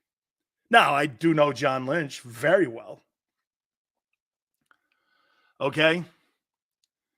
Woo! Hey, here we go. Some dude's going, Sills, you were talking about Huff being a great sign. Yeah, and I went back and did my homework on him. He was rated by PFF as the worst run defensive edge rusher in the league. And the reason the Jets don't play him all the time or didn't is because teams isolate him. And when they were having him in a situation where teams were running the ball, they were running at him, and he was the worst edge rushing defensive end in pro football last year. So, yes, he's a great pass rusher and the worst run stopper in the league. He's a one-trick pony. That's what you say. So you love the flip-flop. No, I went back and I looked at the player more extensively. Okay? So wait a minute. Get this. This is a flip-flop. When he is regarded as the worst run-stopping defensive edge rusher, that's a flip-flop. And here, let's just take that out of it. So you're going to pull him off? So wait a minute. Forrest says this. It's called rotation. So you paid $17 million for a second-team rush end. Woo. Everything the Eagles do is terrible. No. That Landon Dickerson extension was spectacular. Yeah, no. It's a great move. It's a great move. Signing Barkley is not a great move. It's not a priority at $13 million. You spent the most money in franchise history on a running back that you've never done that with when you need other players on your defense. You're not addressing your defense. You know why? Howie likes the guys he's drafted. Oh, man. Please, God, don't let this team be a 3-win team. Please. I couldn't take it. 3 wins. I couldn't take it if it's a 3-win team. 13. Hey, really, many of you in here believe that running back was a priority at $13 million. Bill's right. You had to address it. But at 13? And running back wasn't the problem the last 2 years in Philly. You've had 2 Pro Bowlers.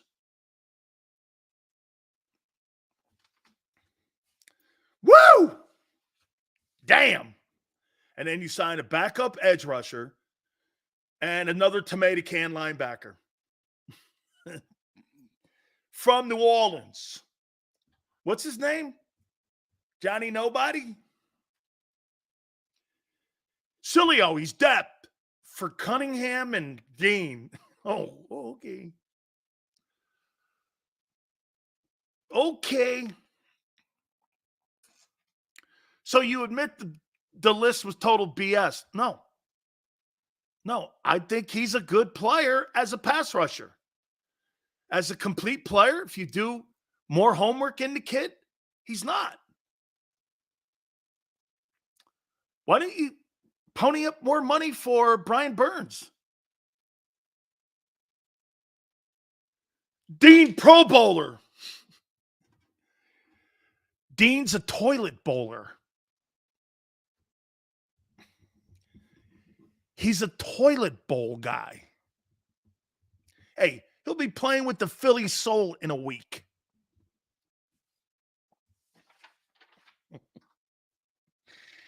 Oh, my God. Oh, my God. I mean, the Eagles make it sound like you signed Shady McCoy. I mean, seriously, you make it sound like you signed Shady McCoy. I'm going to say this one more time to you. Hey, Xander, I'd like to hear your take on this, too. Hey, how many yards do you think Derrick Henry rushes for? And how many yards do you think Saquon Barkley rushes for?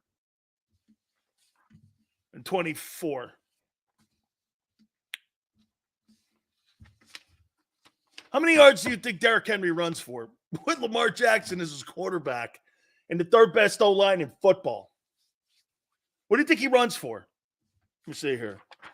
I'll write it down. Let's see here. Derrick Henry.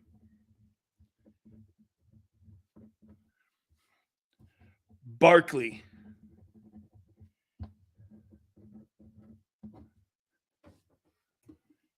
Who has more rushing yards? All Eagle media excited about Barkley, but Sileo. Yeah. Wasn't a need. Your defense is a need. 1,200 yards, 11 touchdowns for Henry. 1,800 for who? Sills, would you agree that Jalen should be traded if this offense doesn't perform this season? Too many weapons and money on that side of the ball. Ooh, Umberto, you now have brought me a great topic. Oh, yeah. Henry, 1,300. Saquon, 1,100. But 1,500 all-purpose. Shit, I got Henry at 1,500 and Barkley at 900 yards. You know why? For him to get 1,100 yards rushing, he has to average 15 to 20, in my opinion. And he's never rushed for over 1,300 yards in his entire career.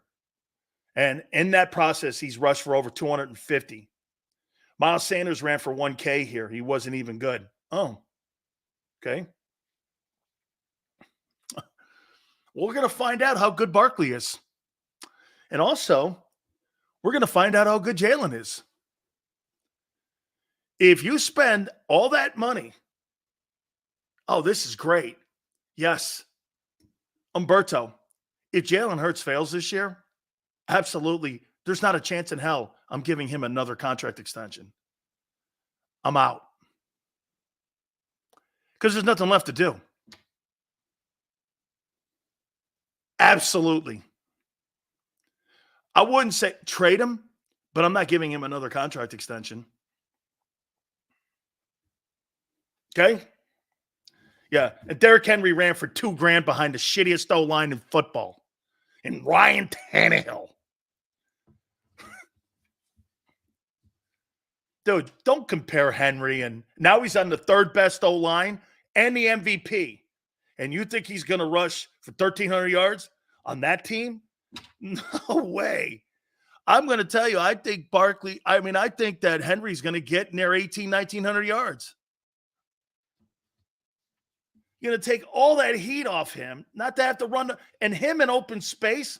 Here's what's going to happen. Lamar Jackson is going to carry the ball less, but be more productive. Because who are you stopping? Derrick Henry or Lamar Jackson in open space? That's fucking scary. If you're a defensive player and you know they're running with Lamar Jackson and Derrick Henry, and they got a great line like they do, you're going to play linebacker or D-tackle. You better have your chin strap buckled because they're going to run it at you. You better not be faint of heart. That's going to be a double chin strap game. Okay? Eagles signed Devontae Parker to a one-year deal at $4.6 million for wide receiver 3. Sure. Last year you had 36 catches there. Let me check the player out here. Third wideout, which is not, he won't see a lot of action anyway. I think that's the end probably of Queasy. Devontae Parker stats. Wow, he's been in the league a long time. He is a He was in New England, and he's 30. Last year, he had 33 catches for 394 yards. Okay, $4 million. And they addressed wide receiver 3 and running back so far in free agency. They love their guys on defense. 33, 31. He's not horrible for a third guy. It's not horrible. No TDs.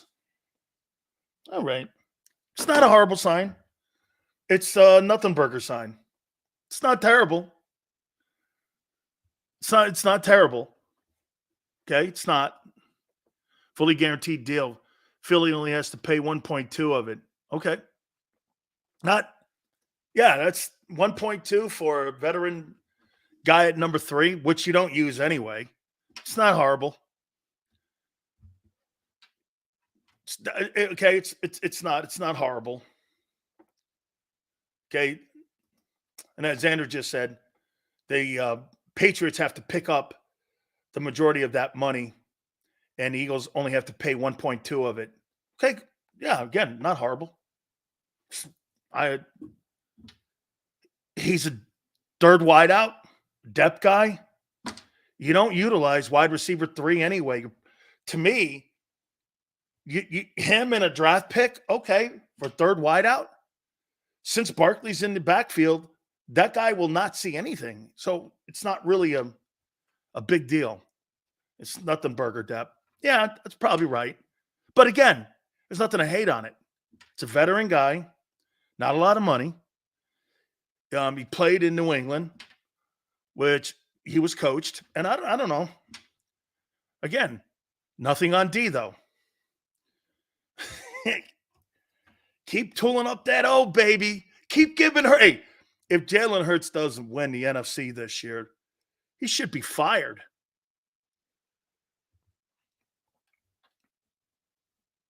He should be fired.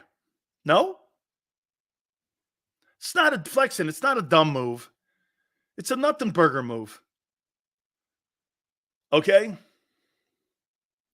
Howie's absolutely the best in managing and getting around the salary cap. Yeah, you know how he gets around the salary cap, Ricky? He doesn't pay anybody on defense. He just moves money around on defense. That's why Reddick's being dealt. So Reddick's money is now with Bryce Huff. No chance in hell Reddick's back. So you didn't really spend any money. You understand that, right? When you move Reddick, you didn't spend any money. You just moved money.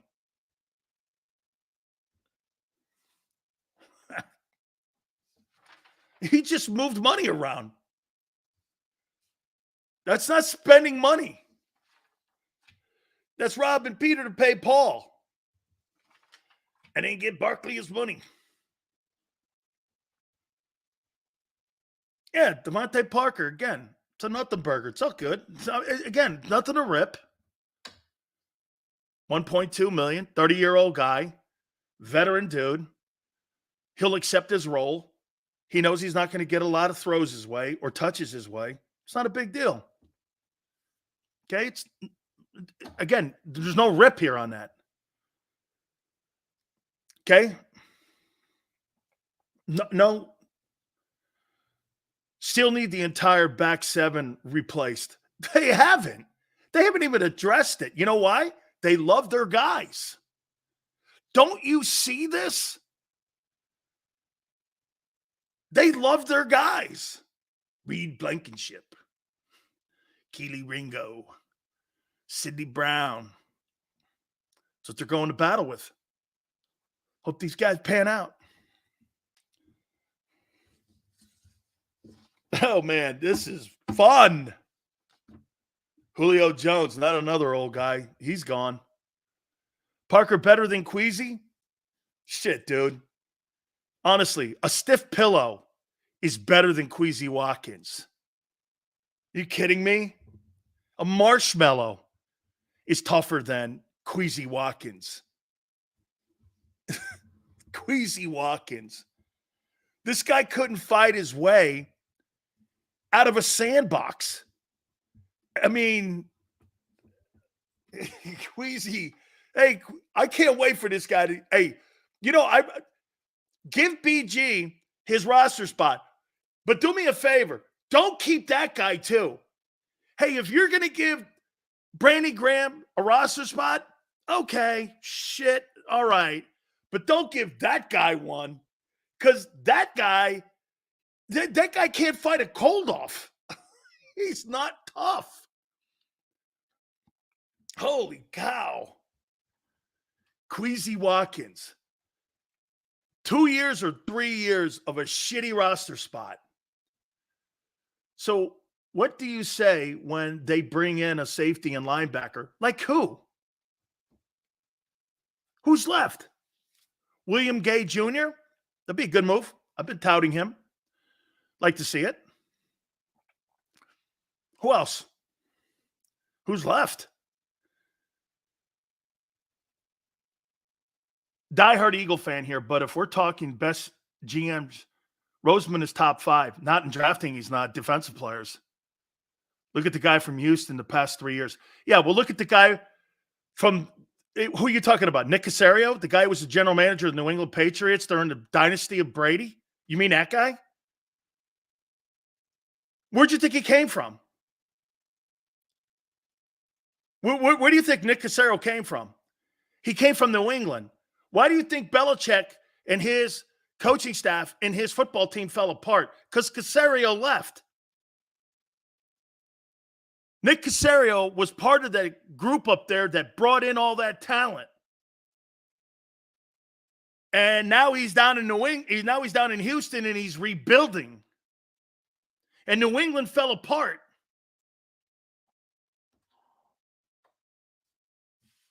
So when you talk about Nick Caserio, that's not just a normal general manager. He's got 3 Super Bowl rings, maybe 4.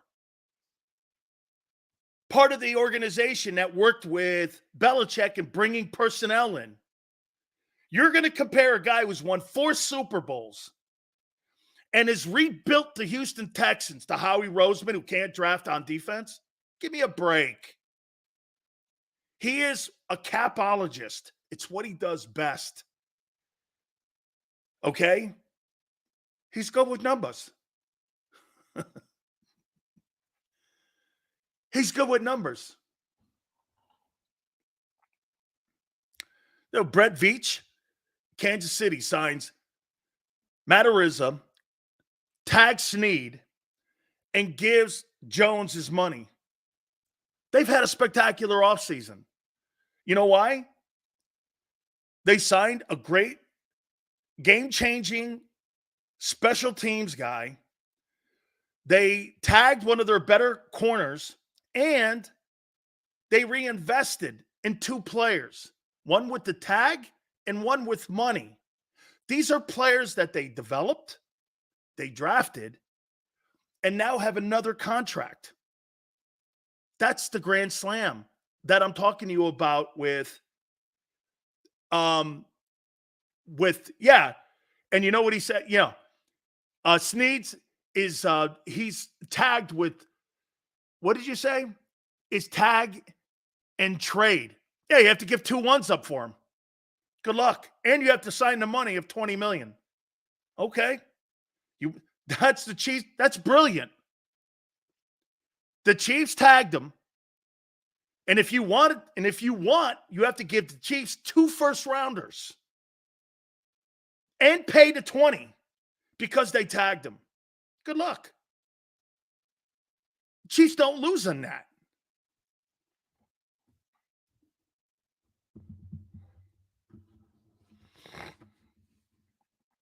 Eagles sign everyone day one. On offense, you mean? Okay?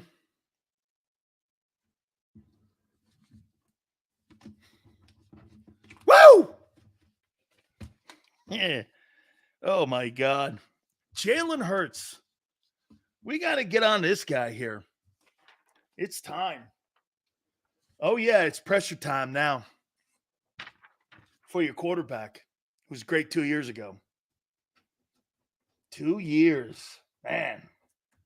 And Kellen Moore and Saquon Barkley and A.J. Brown and Devontae Smith, Dallas Goedert, Landon Dickerson, and Jordan Mailata, and Lane Johnson. If you fail this year, it'll be the biggest disaster, a bigger disaster than 23. And you know who you'll blame it on? Nick Sirianni, and not Hertz. That's who you'll blame it on. Because you blamed Hertz's failures on Brian Johnson when the head coach was telling you the whole time it was his offense. Dude, Drew, the Giants get Burns for a 2nd and 5th, and Howie didn't want to be involved in that. And he signs a guy who's the worst run defense edge rusher, and you could have got Brian Burns for a 2nd and 5th.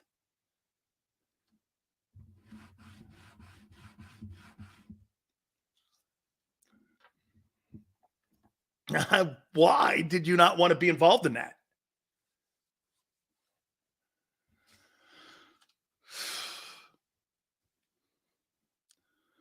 Don't know why he's still here. So, yes, I'll blame Sirianni. Why? He has no say in the coaches. But still, Howie's a wizard. He sure is. He puts that spell over all Eagle fans. Barkley's the guy.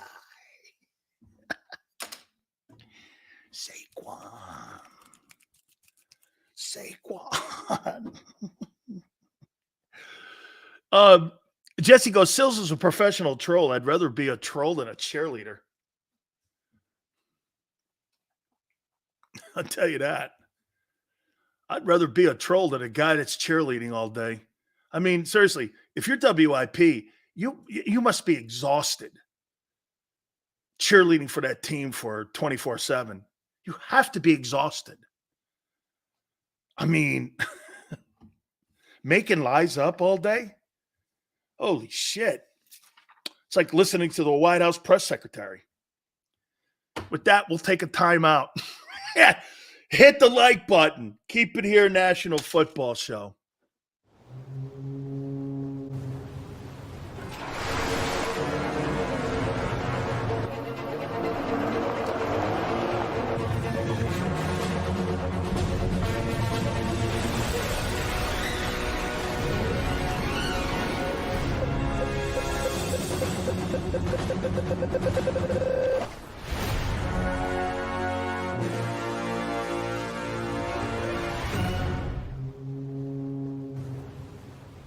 Imagine for a moment that you went to work today and when you came home, you were catastrophically injured. Your life and your family's life. That's what happened to union construction worker Mike Little. I was scared of what the end was going to be, but to be 100% honest with you, I knew I was going to be all right just by talking with Brian. In my heart, I just knew everything was going to be all right. Call the firm and find out why they say, "We got this." Call 215-458-2222.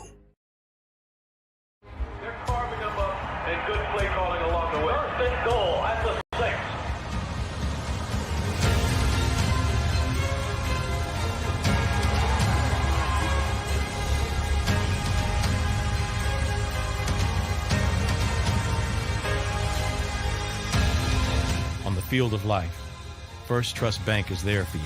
Champions on 3. 1, 2, 3. Because Philadelphia dreams deserve a Philadelphia bank.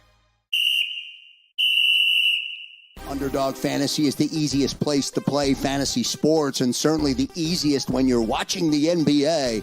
And the NBA playoffs are almost here, and you can win money making picks. What are you waiting for? Sign up on UnderdogFantasy.com and use the promo code WIN. An Underdog will double your first deposit up to $100. That's UnderdogFantasy.com. Use the promo code WIN. Get ready for the NBA and get ready for the NBA playoffs. Go to UnderdogFantasy.com. Use the promo code WIN.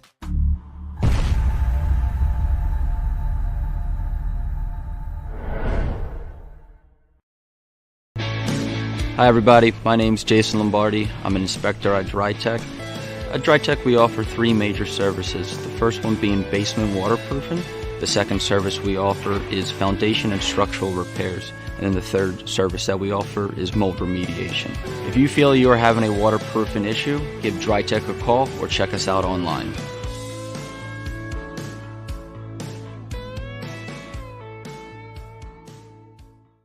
Do you stream on a Roku, Fire Stick, Google TV, or Apple TV? Now you can watch 6ABC 24/7 with the 6ABC Philadelphia streaming app. And the big story on Action News. Search 6ABC Philadelphia and start streaming today.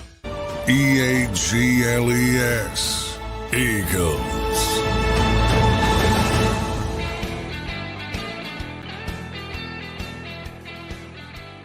I will say this about Tiki Barber. What a tool.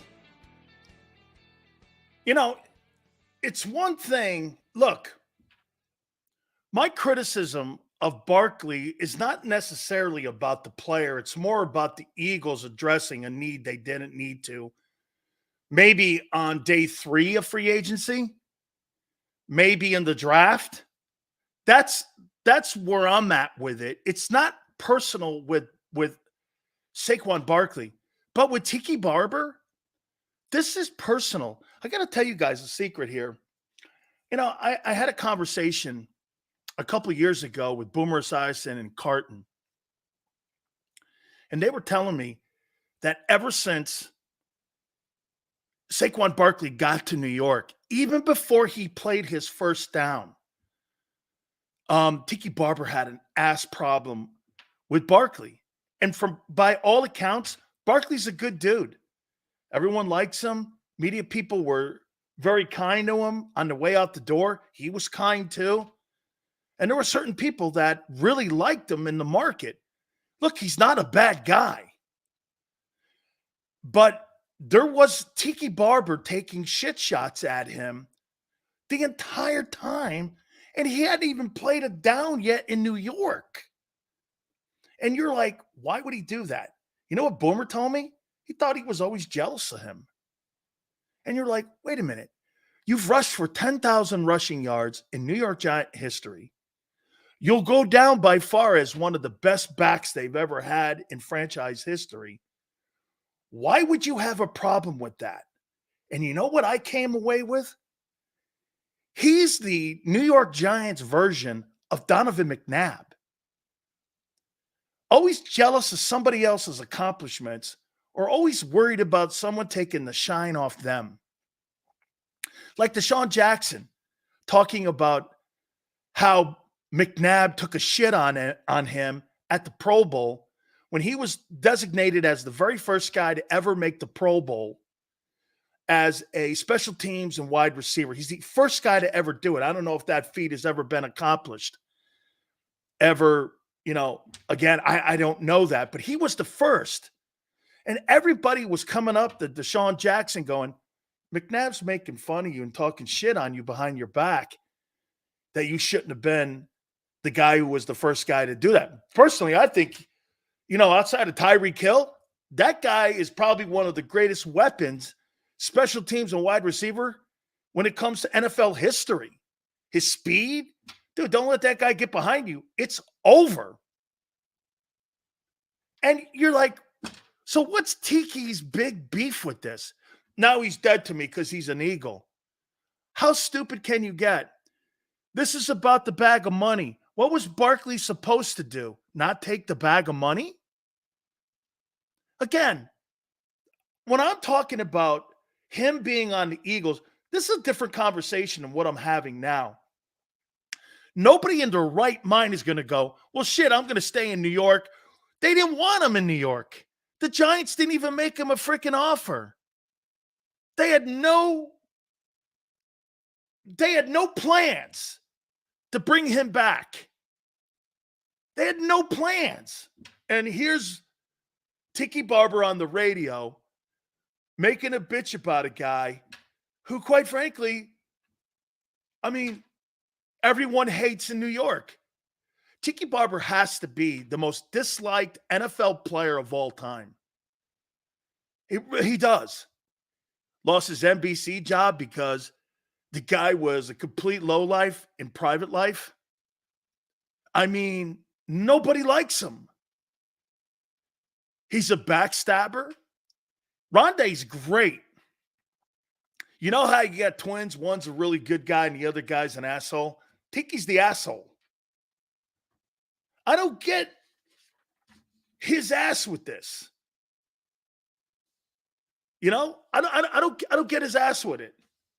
So now they're going back and forth. But here's something else I would tell Saquon Barkley. Dude, let it go. He's a loser. Nobody likes him. When he wanted to come back and play in the NFL, not one team invited him to camp. Not one team offered him a contract. What does that tell you? Tim Tebow had a chance after 10 years to come back, and he stunk. Barber's 10,000 rushing plus yards in Giant history. Nobody, not even the Bucs, offered him, and Rondé petitioned for him. I know this. You know why? Bruce Allen told me. We were like, nah. So I would just say this to Saquon. Dude, I get he's on WFAN, and he's talking all mad shit on you right now. But at the end of the day, you're the hero walking out of New York. Everyone in New York wanted you to stay.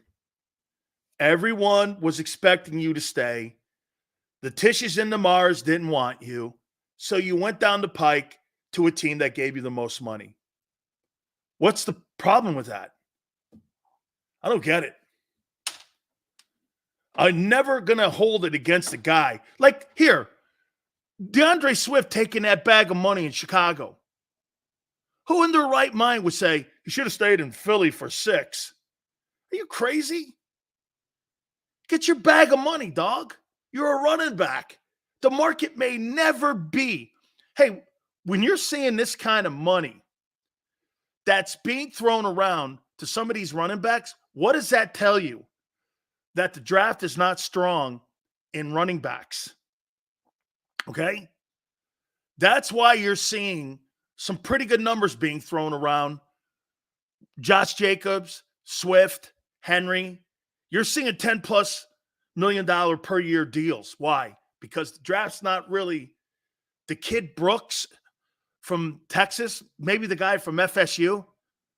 There's really not a lot of good running backs in this draft. Okay? There's just not. Okay? Barber lost his man card.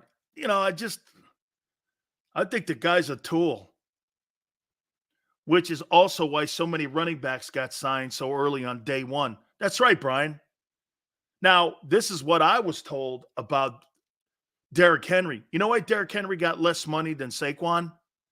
Saquon didn't isolate it just to the Eagles. He had multiple people interested in him. According to the Cowboys, and according to people, and I tweeted this out way early in the morning when I said that the Cowboys and the Ravens were making a push to sign Derrick Henry. Well, when you do that, you limit your market. And so then what you do when you limit your market, you move on. I'm not saying that the Philadelphia Eagles, the second choice was Barkley. I'm saying in the contract negotiations, Derrick Henry kind of made it particular that it was going to be Dak or Lamar he wanted to play with. When you do shit like that, you limit your market, which means you're going to make less. He shouldn't have went down that road.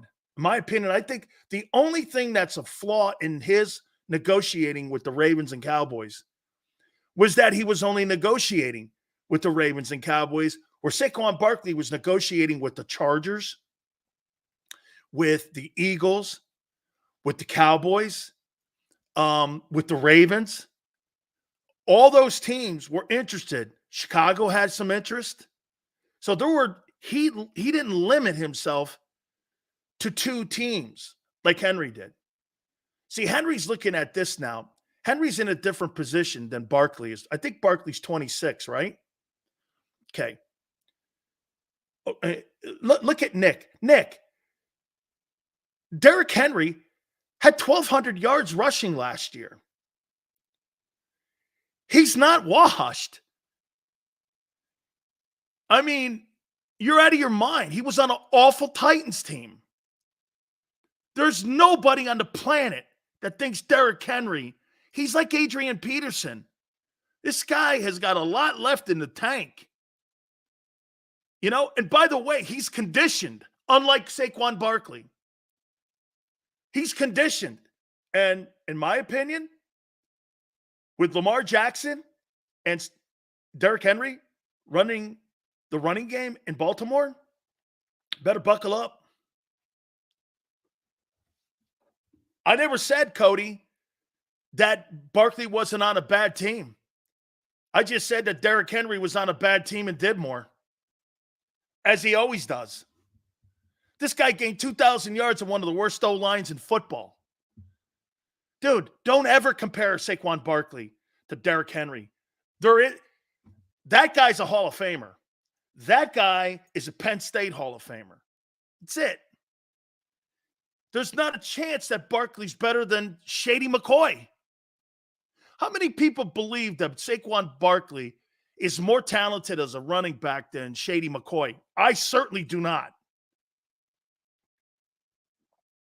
You stole Barkley at $13 million? Okay, well, you're the only one that thinks that. Okay? You're the only one that thinks that. Sills, when do you think Gardner Johnson gets signed? That could get closer to the draft. You see, some of the big name guys that are still left out there, Barkley, Saquon isn't conditioned. Dude, he had how many carries last year? He had 900 yards. I don't know. How come he couldn't get $1,000? You know what he's averaged? In the last 4 years, he's averaged 725 yards and 5 touchdowns in the last 4 years.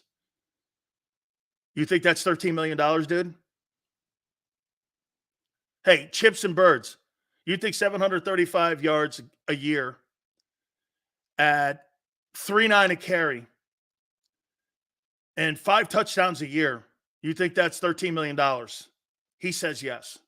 Okay? And there you have it. Chips and Birds thinks a guy who averages 700 yards a year is worth $13 million. Well, that's why your defense sucks. Slager goes statistics with no context. I don't know. What more context do you need? They both played on horrible teams. Henry's a monster. Barkley has moments. He's been on a shitty team. So has that guy. I would have taken Derrick Henry on a 2-year deal at $10 million over that guy in a second. He's a better player. The Ravens got a better player. Shit, the Packers got a better player. Well, you think Josh Jacobs played on a great team with the Raiders? That guy in the last 5 years has gained 4,800 yards. The Packers signed a better back. The Ravens signed a better back. Come on, man. You guys are looking at the back of the name again instead of the production. The Raiders sucked. The Titans sucked. The Giants sucked. Who's the better player? Josh Jacobs and Derrick Henry. That's a fact. That's not an opinion. Production doesn't lie. It doesn't lie. You're lying to yourselves.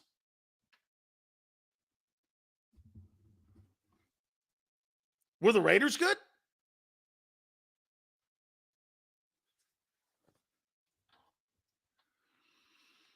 Name another back better? Okay, Josh Jacobs and Derrick Henry. The last 4 years, they've dominated him in every way on shitty teams. Simple.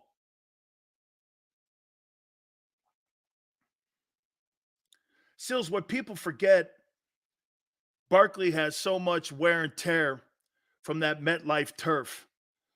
I hadn't thought about that. Okay. You know, Pittsburgh has a shitty turf too, but it's more grass. That thing is terrible, but that MetLife, man, I don't know what it is too, man. Guys tear it up on that thing. Aaron Jones better than Barkley? I don't know about that. I wouldn't go there with that. Jacobs was injured a lot last year.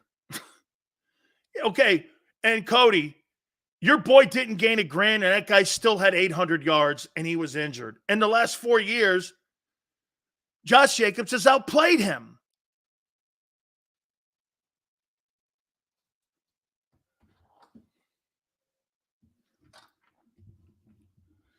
Hey, don't go there. And I'm not looking it up anymore because I did yesterday. Jacobs is more yards, more total yards, more touchdowns. Henry, more yards, more total yards, more touchdowns. It's not close. And they were cheaper and better players. And they played on shitty teams too. They're compatible. I mean, come on. Wasn't like Derrick Henry played on the Chiefs or Josh Jacobs. I don't even know who the quarterbacks were in Las Vegas last year. I have no idea who they were. No idea.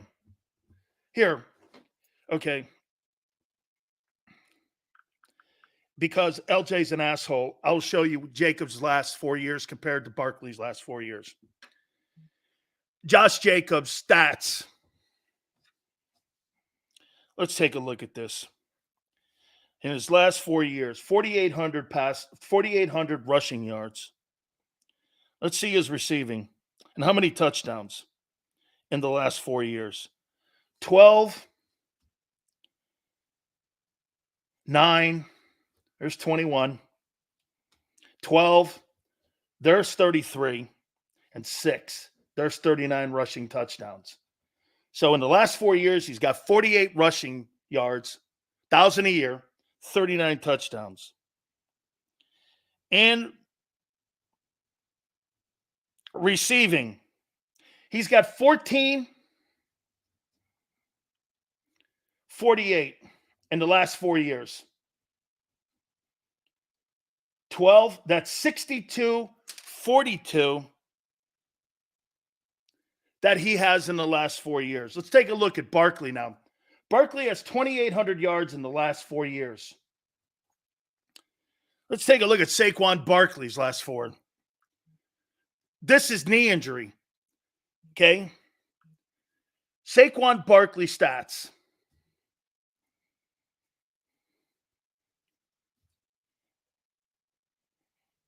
Last 4 years. Now we go receiving. Let's see. 263. Wait, 60. 263. That's 323. 338. And 280. 895. So, in the last 4 years,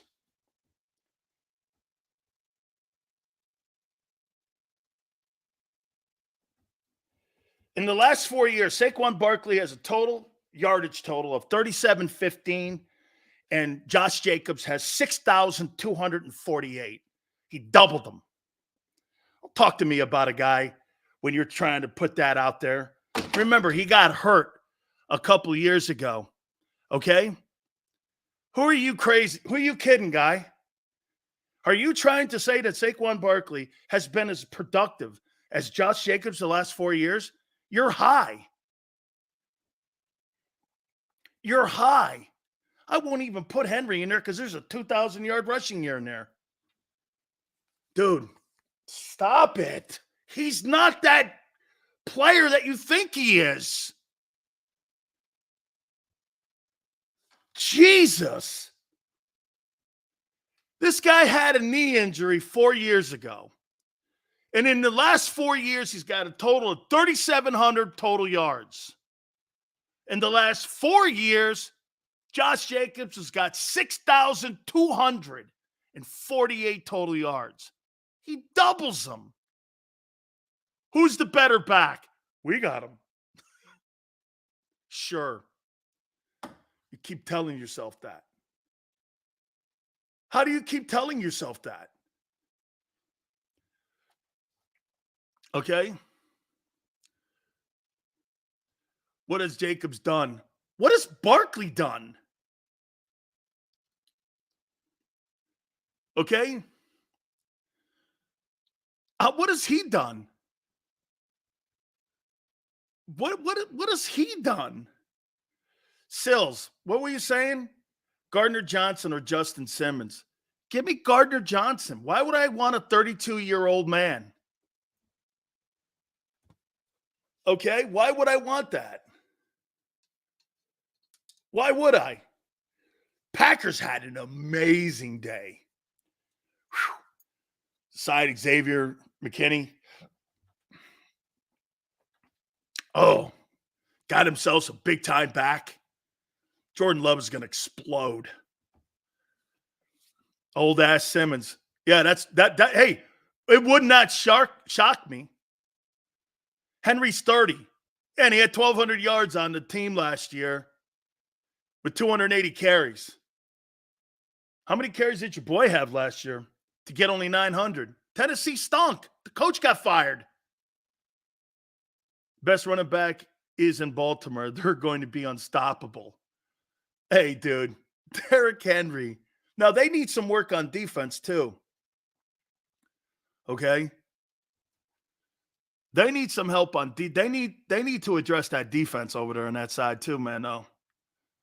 Seals, Eagles played Packers, Steelers, Falcons, all improved in free agency. And the Eagles haven't improved except for their offense. Signed a wide receiver today.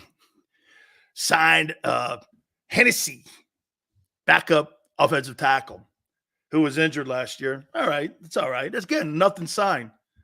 These are all like nothing burger signs. Sure, okay. Okay. Let's see here. Barkley's red zone TDs. Dude.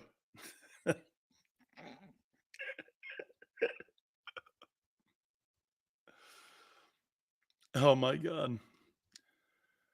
Okay. Hey, you signed Shady McCoy. And you're right. He's better than Derrick Henry and Josh Jacobs and everyone else. And you signed the best back. Here you go. There, see? There. It make you feel better? But still, you don't believe it. Of course I don't.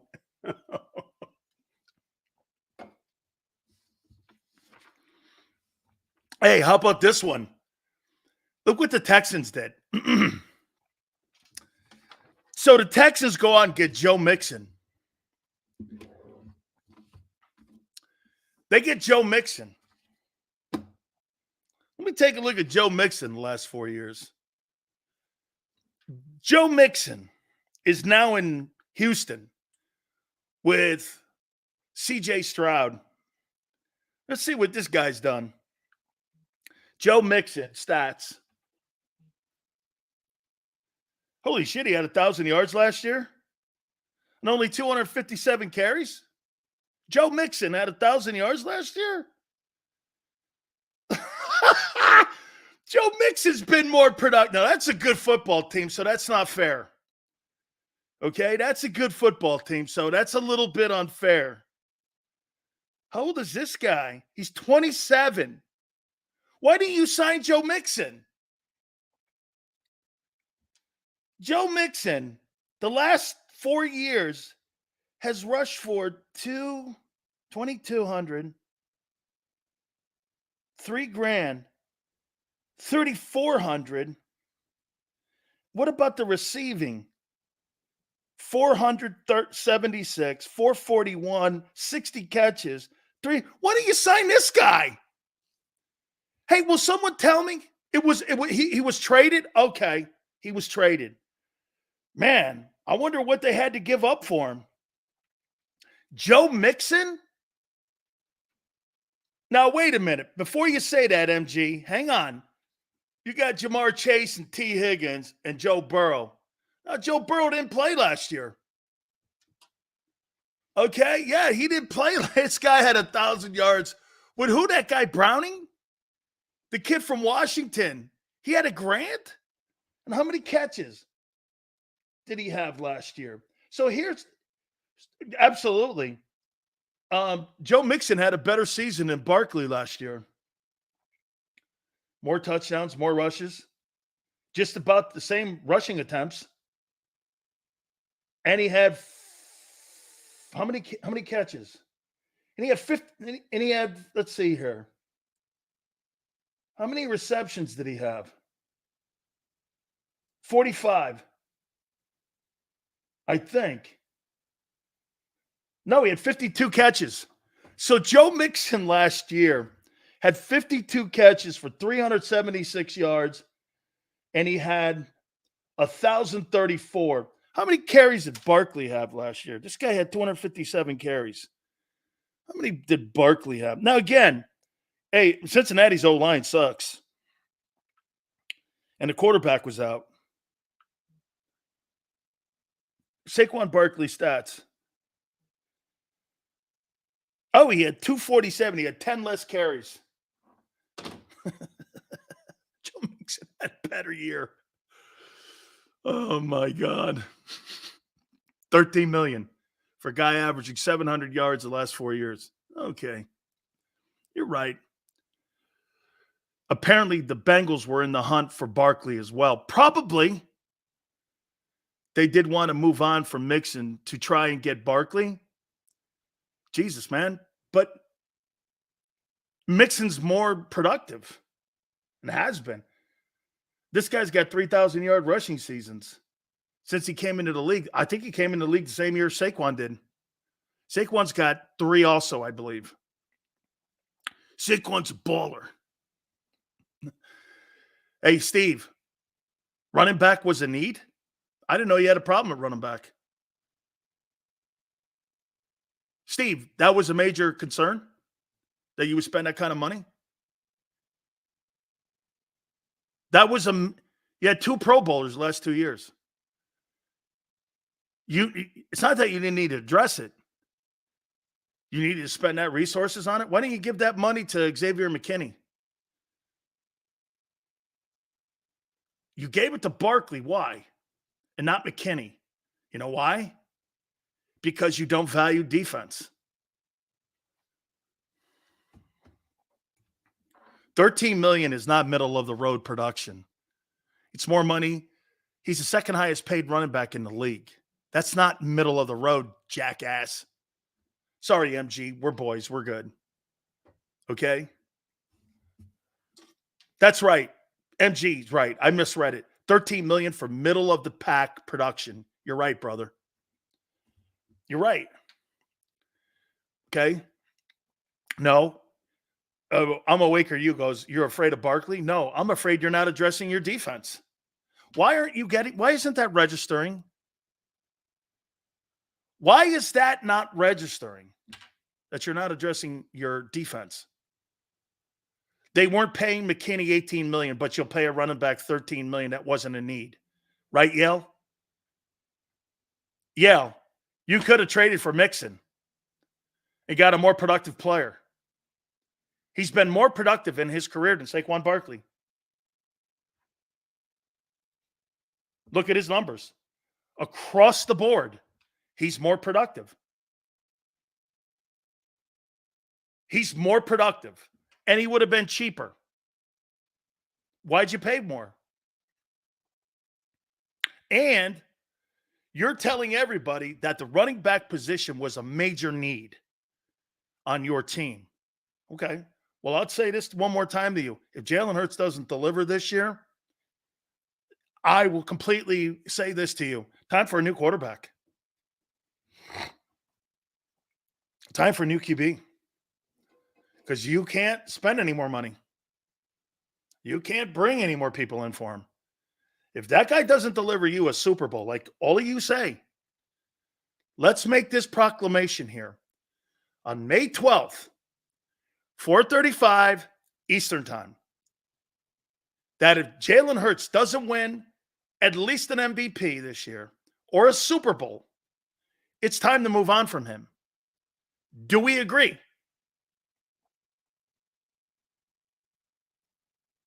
Do we have a handshake? Do we have a handshake? Roland,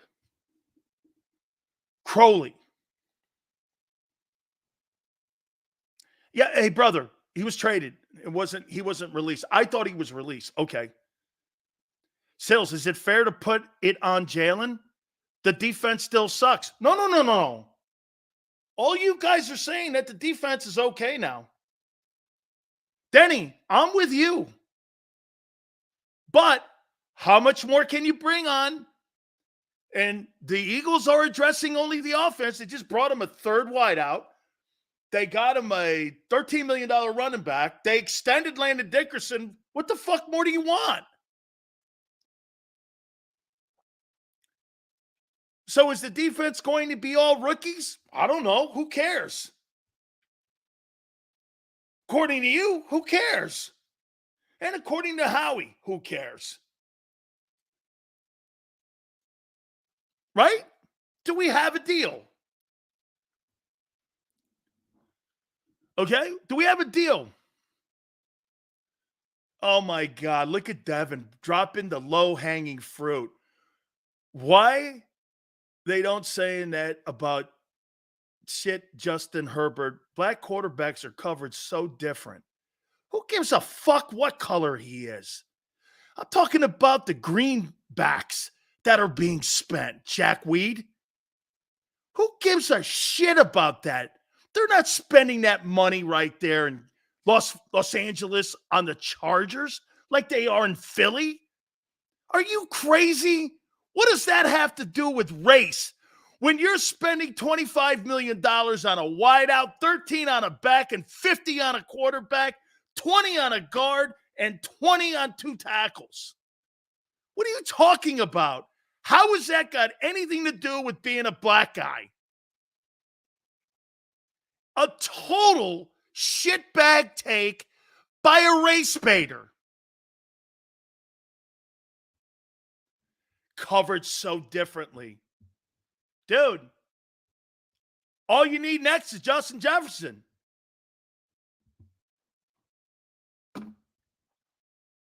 That has nothing to do with being black. It has everything to do with how you're spending your money. And as my friend Big Bill would say, being negative? You're damn right I'm negative. Because I don't like your direction in free agency so far. You've addressed your defense with a backup end who can't play the run. You're shopping your 2 best defensive front 7 guys. You brought back an old guy. You signed a nobody linebacker for depth behind Zach Cunningham and Nakobe Dean. Just started. Patrick Queen is now a member of the Steelers. Dude, who are they going to bring in but old guys now? Who's left? Trades? Oh, now we're going to... No, this, my friends, is the free agent time. You want to move the goalposts and talk about trades? That's a different conversation. That's a different conversation in a goalpost move. Devin, they do get covered differently. But when we're talking about Jalen Hurts and the Eagles, I'm talking about the money they're spending. Okay? All I said to you, how much more, Devin, I don't want to undress you like that because we're boys. Okay? I don't. All right, brother. I don't want to undress you like that because I like you in here a lot. So please, again, all I'm saying is, dude, I think that Joe Burrow's under pressure. Hey, Devin, Joe Burrow has got to stay healthy. His new name is Joe Namath Burrow. It's Joe Namath Burrow. Okay? All the dough is on offense, right? Spare parts are on defense, and old players and mistakes on defense covered up by free agency. Well, yeah, he has won he's been to 2 AFC title games, and he's been to a Super Bowl. I mean, he's done more than Hertz. Devin, I apologize about that, dog. I kind of like castrated you a little bit there, so I pull it back, brother. My take. Okay.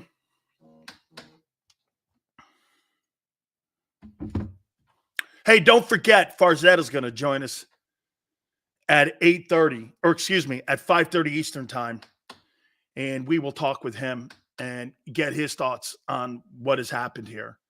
And by the way, is it early in free agency? No, yeah, I agree with you, brother.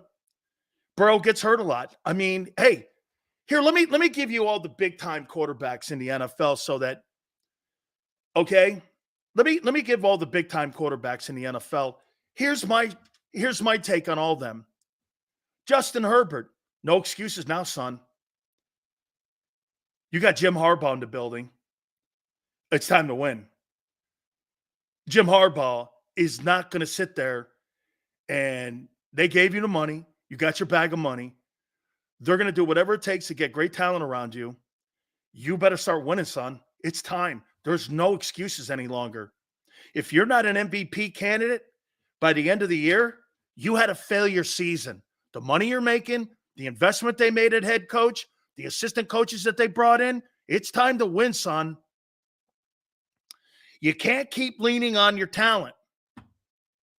Let's go to Josh Allen. Be smart.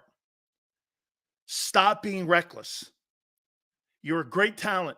You're arguably the most talented quarterback next to Mahomes, and maybe even more talented because of your physical size and presence, your arm strength and everything. There's nobody in the league that has more physical attributes than him. But you're reckless. You're reckless in your game approach. You're reckless in your time management. And you need to be a better listener. Okay? You need to be a better listener. And I thought you did a great job, okay, in the second half of the season. And that's why you went on that run. But, hey, and I know AFC's different. You've got to go through a cattle cave of great quarterbacks. NFC, you don't. Okay? Trevor Lawrence, this is the year, kid. You're either it or you ain't it. You're either it or you're not it. And the Jags have to know that. Are you going to be run-of-the-mill or are you going to be good? Okay? That guy's under it. Who else? Shit, Mahomes, there's nothing to say. Hertz? Hey. You got to validate that $50 million because you didn't last year. You were not very good. Hey, no, I'll tell you what. You were Baker Mayfield good. You were kind of Baker Mayfield good. Lamar, hey, great regular season. Wonderful numbers in the regular season. You're becoming Dan Marino in the postseason. Dan Marino was 7-9 in his NFL career in the postseason. I get the great quarterbacks that are in the AFC, but you can't throw the ball 47 times in a ball game and in the AFC title game and think you're going to win because that's not who you are. You got Derrick Henry now. No excuses. Zero. Do I believe Lamar Jackson will win a Super Bowl? I don't know. I don't know. Kyler Murray. Arizona's doing everything they possibly can to pump him up, to give him his confidence. Even Gannon's going, he's my guy. Well, this is it, kid. $46.1 million. You're another one of those guys. It's not just Hertz. It's all those dudes.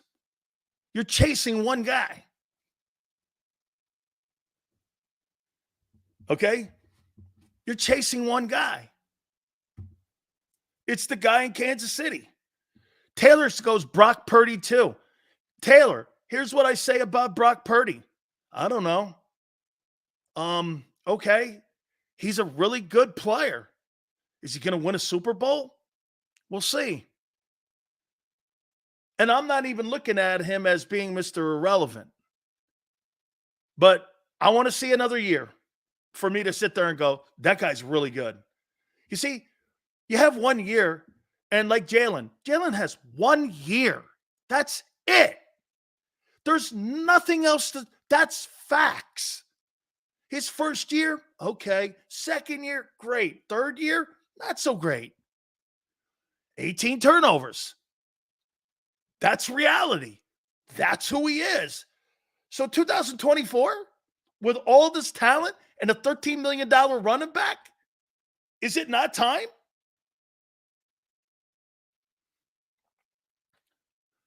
Is it not time?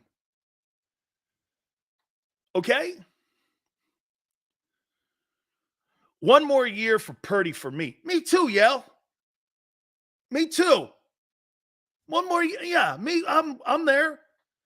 Maybe even 10 games. Dude, Taylor goes Cousins. No, Taylor. Cousins is not in that conversation. You know why? Because Cousins and Dak Prescott are in the same conversation. They're who they are. Right? Those guys are who they are. Do you think Kirk Cousins and Dak are going to change into something different? Like when you look at Kirk Cousins going down to Atlanta, is he really going to change the landscape of the Atlanta Falcons? Probably, but enough to win a title? I don't know. Now, hey, could they be the best team in the NFC South? Oh, yeah, probably better than Tampa, maybe. Tampa decided to keep Mike Evans. You know, I saw they let Shaq Barrett go to the Dolphins. I don't know about that move, but hey, all right. Right? All these guys, including the guy in Philly. And listen, here's the thing with Burrow. Burrow's the highest paid player in the league and gets hurt more than anyone in the league at that position. What would I say to that? Hey, you got one more year here, kid, where if you start missing even more ball games here, we got a problem. There's a problem there. Hey, Yale, they've done a nice job at digging themselves out of the receipts they paid for that Super Bowl in Tampa. They've done a nice job doing that. Okay? And it was a train wreck a few years ago because of them rolling it back and trying to win another one. They really, there was a lot of dead cap money. They were over the cap. And they've done a nice job. Todd Light has. Jason Light, he's a really good general manager.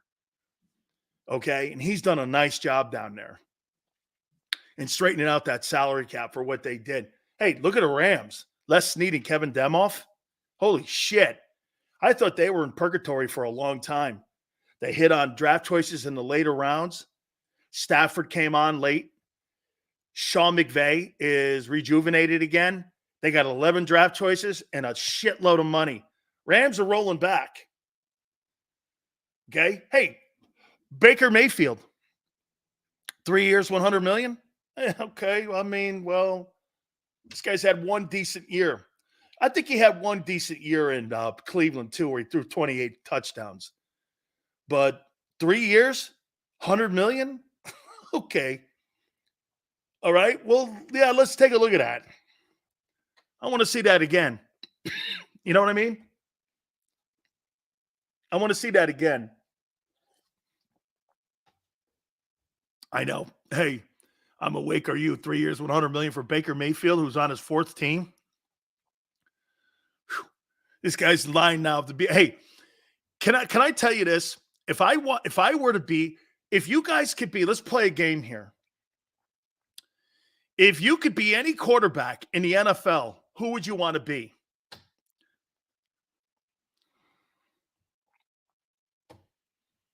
Any quarterback playing right now, who would you want to be?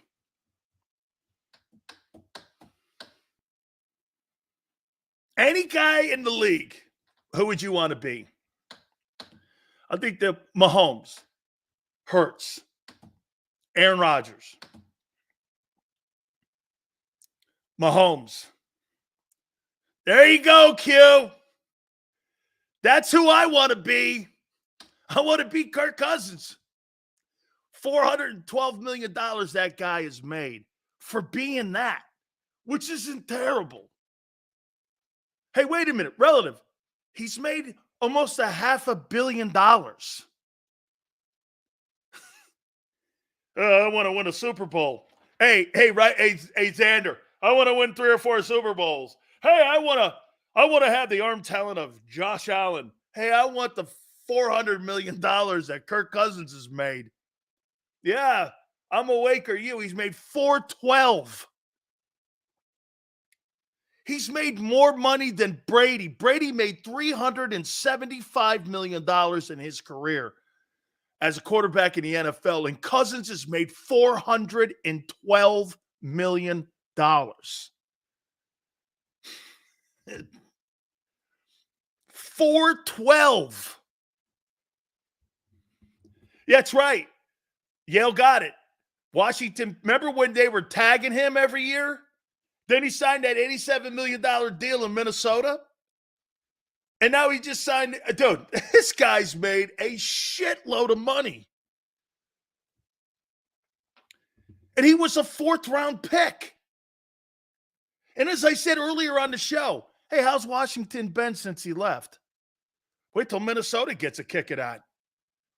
Dude, I'm telling you, if I'm Minnesota, why are you going to sign Justin Jefferson again? You're going to sign him to a $30 million deal, and you're going to have Tyrod Taylor throwing him the ball? Okay. Okay. Whoever the back. Hey, Chase Daniels made $60 million a year. Or no, excuse me, $60 million over his career for 17 years. And I think he threw less than 100 passes in his career.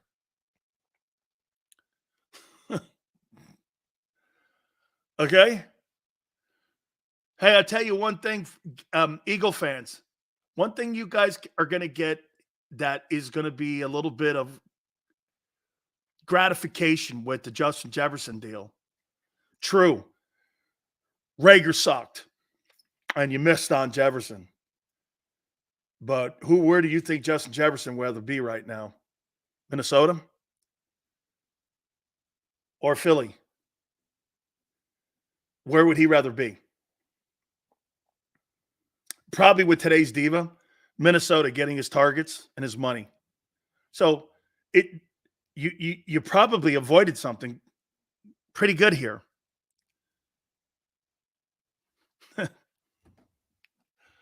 I'd rather be in, because if Jefferson says he'd rather be in Minnesota, okay, more power to you.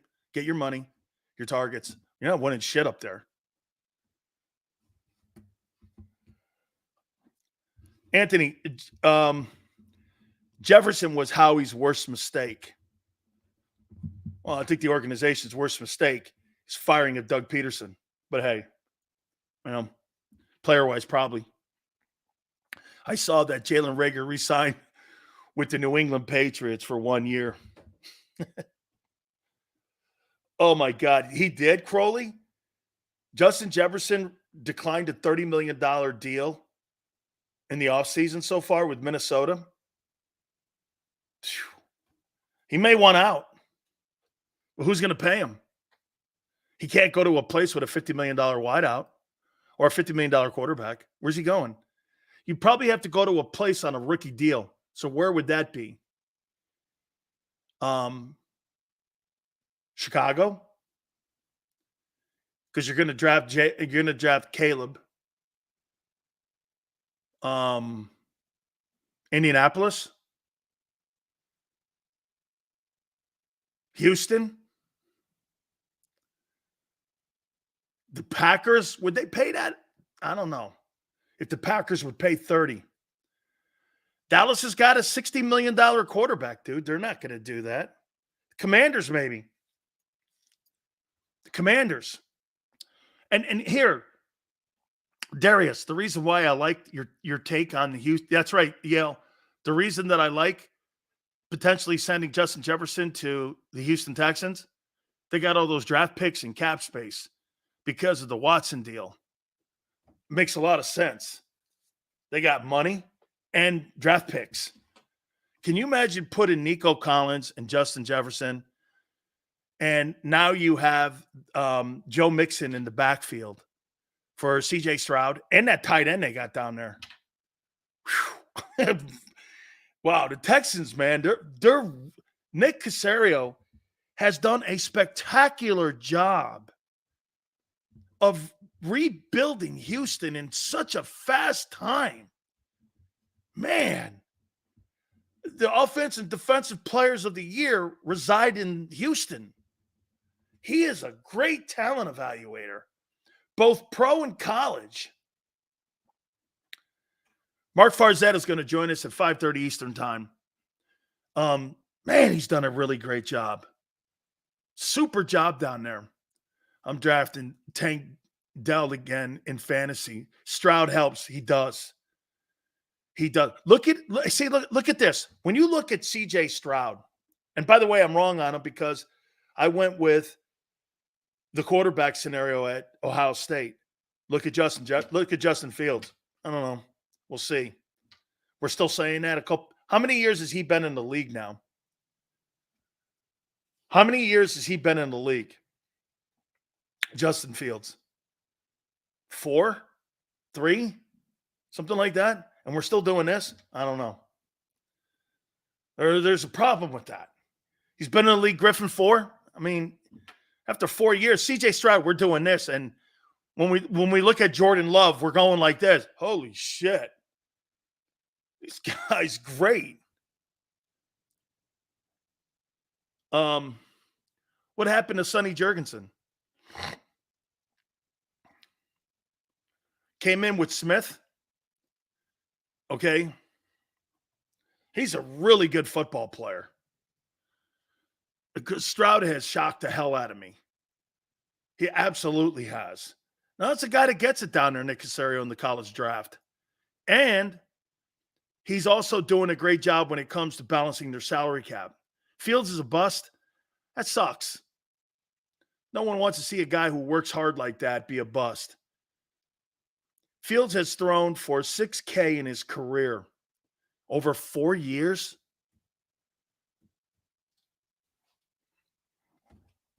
Four years of quarterbacking in Chicago. He's got $6K.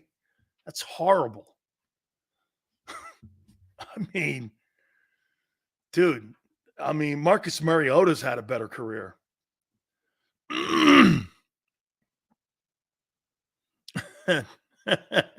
41.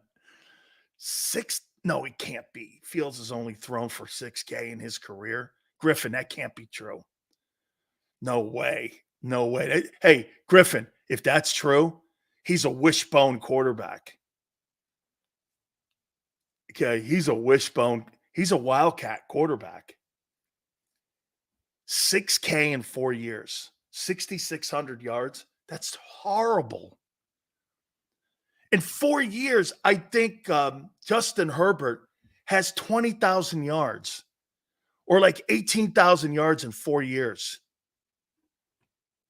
Hey, Griffin, does he have more rushing yards than he has passing yards? Or does he have 3,000 rushing yards? I'll bet you anything. He's got half. He's got 3,300 rushing yards. Fields was supposed to be the next Hertz. That Jalen's a better passer by far. He is a great runner. He is a great runner. Absolutely. He's got to have 3,300 rushing yards. I guarantee he's got half as many rushing yards as he does passing. Hey, That's a great pull, MG2. Justin Holloway, 2,200 yards? Okay. Yeah, I thought he had more. Look, how many people understand what MG2 is saying when he says Justin Holloway? Great pull, brother. I like it. I love it. I played against that guy, too, that he's referencing. Yep, I played against that guy. He was incredibly talented and a really good baseball player. I like that. Justin Holloway. Yeah. Wow. Jamal Holloway was a great football player. Played at OU. Took over for Troy Aikman after we broke Aikman's leg in Norman. And Aikman transferred then to UCLA. Actually, Barry Switzer helped set that up to trade him to have him transfer to UCLA. But Jamal Holloway, man, he was a terror. He won the national title in 85. That's when we broke Aikman's leg. He came to the Orange Bowl in 86, and we beat him. He was really a great wishbone quarterback. Incredibly difficult to defend. Insane. All right, we're going to reset. Mark Farzetta is going to join us at 5:30 Eastern, and we're going to get his takes on what's going on here. And we'll get his thoughts on Saquon. Again, folks, I want you to come down on this side, at least with me on this. It's not that Barkley's a bad player. And the money, to me, when people go, don't concern yourself with the money, I don't give a shit what he makes. I would have liked to have used that money on the defense. You want to pay him $700 million. Have at it. Can you at least use a little bit of the money to address your defense? And not bring in backups and garbage pails. That's all I'm saying. Hit the like button. Power Hour coming up. Keep it here, National Football Show.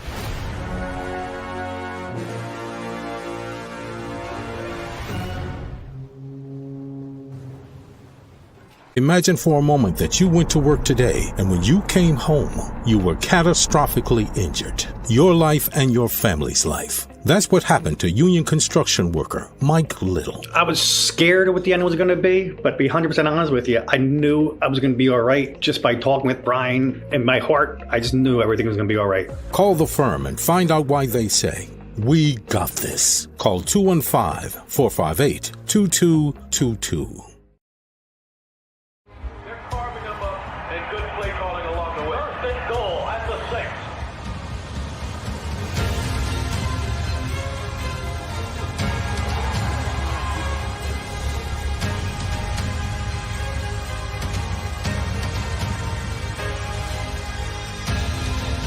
Field of life, First Trust Bank is there for you.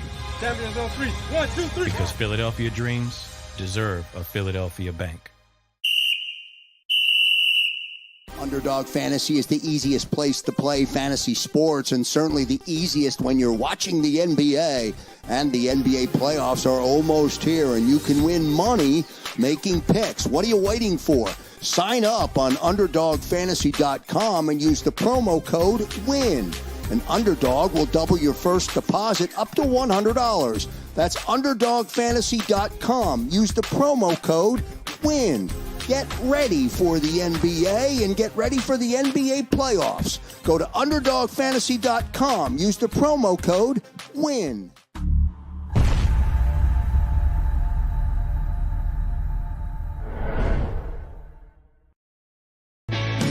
Hi everybody, my name's Jason Lombardi. I'm an inspector at DryTech. At DryTech we offer three major services, the first one being basement waterproofing, The second service we offer is foundation and structural repairs. And then the third service that we offer is mold remediation. If you feel you are having a waterproofing issue, give DryTech a call or check us out online.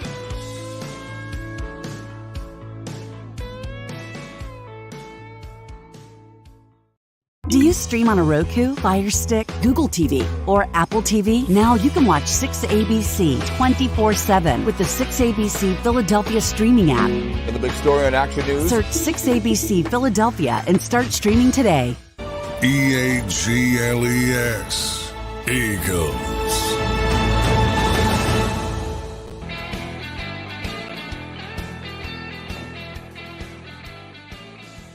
$228,000 people gave a shit about a 2.5. By the way, James, great stuff. How long was that soundbite you put up there, James? 223. Almost 230,000 people cared what I thought about Barkley and how I didn't like the sign. And again, I think you're not putting into proper context here why I don't like it.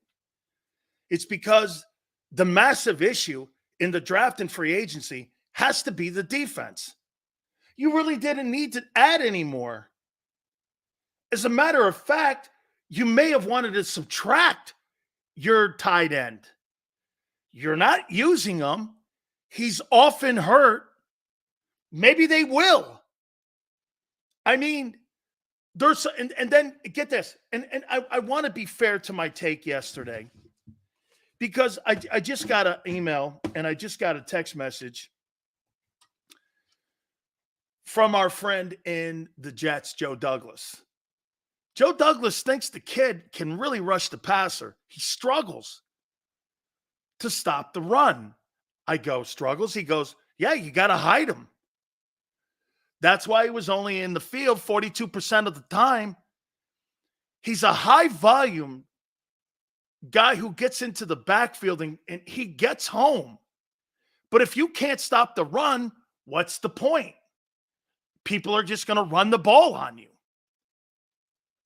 He is a really high-level pass rusher, but you already have that. So am I right? Howie moved $2 million more to a player who resembles Hassan Reddick's skill set, and all he did was, in trading Hassan Reddick, just move money. He didn't add anything to the team. Do you see the point? He basically signed the same guy. There's not a chance Hassan Reddick is back. You're not going to have two guys who struggle against the run as your edge rushers. I'm just going to run at you. You're not going to pay 17 and 20 to two guys who can't play the run. And then move off a Sweat. Who plays Sweat spot? A rookie? You don't even have that guy yet. Is there anyone out there in free agency left that you could put at that end position? Nolan Smith. You're gambling on your draft choice to step up. Here where I disconnect with people. You don't have enough talent on your field right now to put together a good enough defense to stop anybody, let alone people in your own division. I mean, you're not adding, you're subtracting. Jordan Davis is a 2-down D tackle. He is not a 3rd down defensive tackle. And you're going to gamble. Here's what the Eagles are going to gamble on. You ready? They're going to gamble on Nolan Smith, Keely Ringo, Nakobe Dean,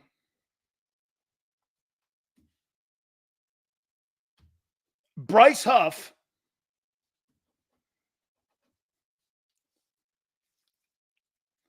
Reed Blankenship,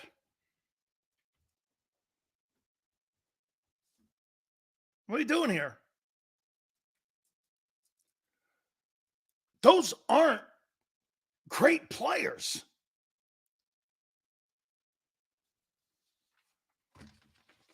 You don't have one great player on your defense yet. Now, Carter could develop into that. He and Sweat, given some help, in my opinion, is arguably your more complete front seven defensive lineman. He's a 3-down guy. CJ's still out there. Okay. I thought his run fits weren't the best. I thought he played out of position sometimes. But you know the one thing, Anthony, that Gardner Johnson does that's really good? What would you guys think is the one thing that Gardner Johnson does? What does CJ do the best? What do you think he's the best at?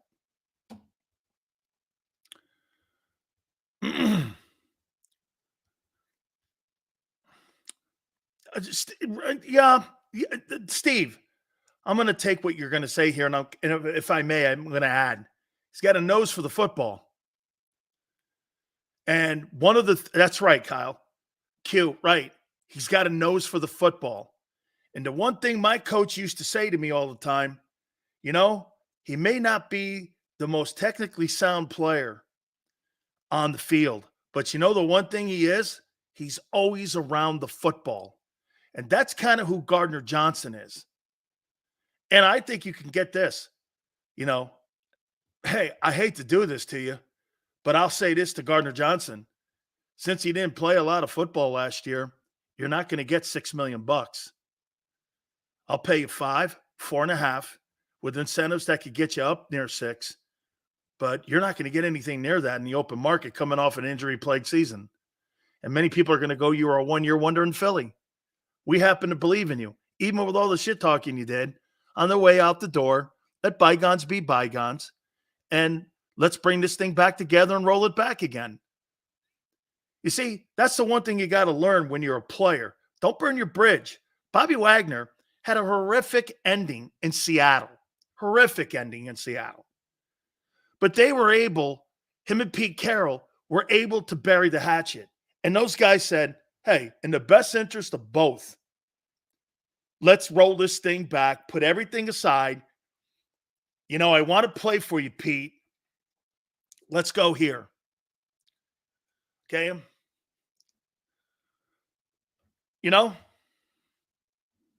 So to me, if I'm the Eagles, I try rolling back and I try bringing back Gardner Johnson. I like Yannick, but how old is Yannick now? He's got to be up there. Okay?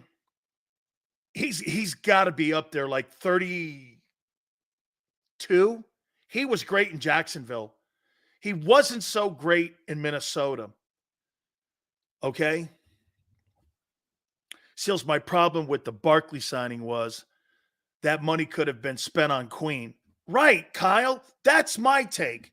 Kyle, I think what people have an opinion on here is that I'm pissed off that Barkley's making 13. No, I'm pissed off that the money they paid Barkley could have went to a high-end linebacker or a high-end safety, and they refused to pay at a position they need to pay at.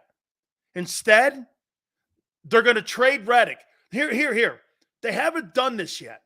But if they trade Reddick, they haven't added to their team. They haven't added. They moved money. They haven't added. It's the same guy. You can draft Queen and Cooper in the drafts. So, Steve believes that you're going to play Nolan Smith, Nakobe Dean, Wilson or Edrin Cooper, Zach Cunningham, Reed Blankenship, your underachieving corners, and you think you've addressed your defense? How? Devin goes, what have the Niners done in free agency? What do they have to do? What do they need? They don't need anything. Good teams don't need things. What's Kansas City done? They signed Matterism. Reinvested in Chris Jones. Tagged Snead. It's a great offseason. Good teams reinvest in themselves. Make a game-changing sign like their RZA sign. Best special team. By the way, the Chiefs signed the best off-season special teams guy they could have signed. And that guy.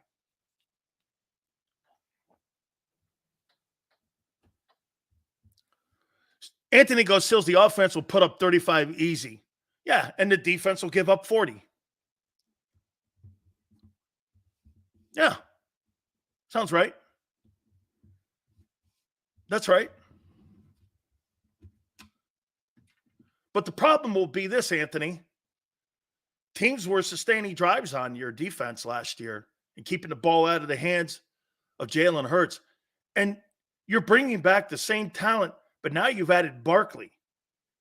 What happened to the high-powered offense of the Philadelphia Eagles in the last 8 games of the season? What happened to him?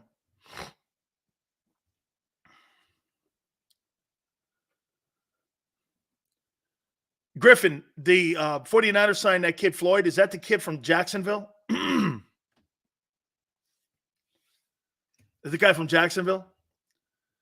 By the way, the best pass rushers in the NFC East are in New York now as a threesome with Lawrence, Thibodeau, and Brian Burns. And as Xander says, well, that team sucks. Well, they beat you. They were 1-1 against you last year and should have won both games. And they got better coaching.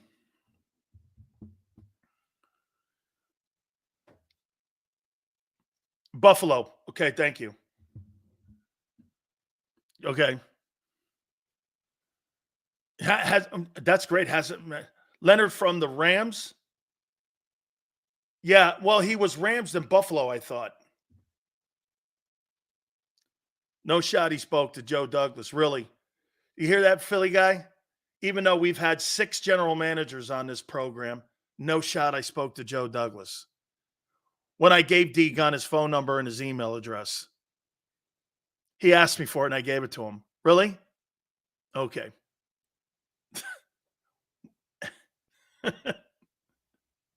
Let me guess. No shot I talked to Alonzo Highsmith or Dan Morgan either, right?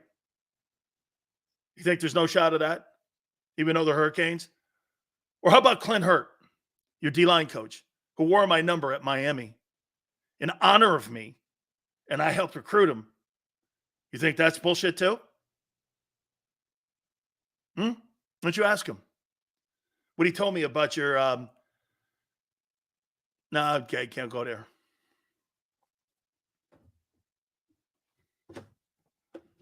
Oh, of course. No way.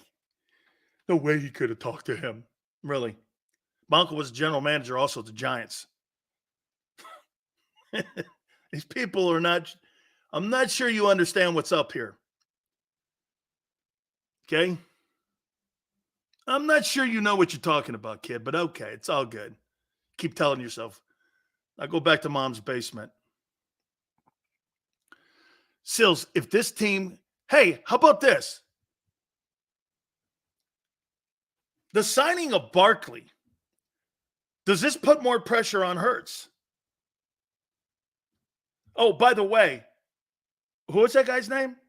So when the president and head of operations of the Dallas Cowboys, who's been on the show 4 times, Stephen Jones, I don't know him either, right? Is that right? Stephen Jones has been on the program 4 times. We don't know him either, right?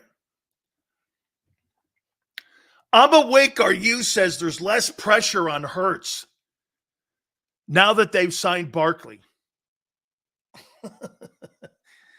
Really?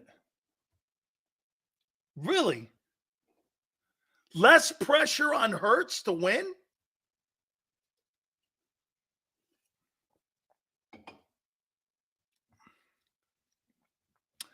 Devontae Parker, legit. Arthur, I'm Switzerland on it. I'm Switzerland on the move. I don't really think it's a big deal. You know, it's 1.2 million for a solid guy. For a three hole guy, sure, okay. Anybody who rips that, there's no reason, there's nothing there to that because they don't really use that position. You only had 36 catches out of that spot last year. I can't think that number's going to go up. You know, I don't think that number goes up. TGI Jukebox, Switzerland isn't neutral anymore. That phrase is outdated. Well, thank you. This guy here works for the UN. Oh, he's good. That's right. That's one of my favorite sayings, Tony. I don't know, this move from a can of paint. You know, whatever. Sure. Yeah, all right. What's wrong with you guys? Fireside Chat knows everybody. Well, no, I'll tell you one thing we do here, Chris. The one thing that we do here at JAKIB, we don't have psychiatrist sessions for A.J. Owens and people who need to get things off their chest or ask coaches if they're feeling a little distraught over the hard fanning that you guys do against them. That's one thing that we don't do when it comes to our fireside chats. We don't hold celebrations and victory parades for people who come on shows. How you feeling, Nick? I don't think I've ever asked that question. Sills, would Devin White be an upgrade for our linebacking room? You know, hey, by the way, is this okay to say? I talked to Bruce Arians. Arians has been on this program 4 times too. And Devin, it was a weird year for him last year. Got beat out by a younger kid. Now, I think that they were trying to move off of him.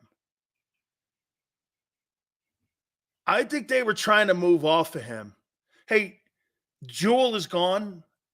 3 years, $22 million from the Panthers. Wow. That would have been a Howie Roseman sign. That could have been a pretty good Howie Roseman sign. Okay?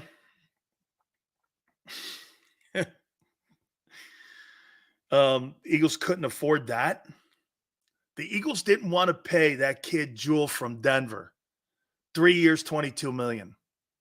They didn't want to give him $8 million. But they gave a running back $13 million. That wasn't a need.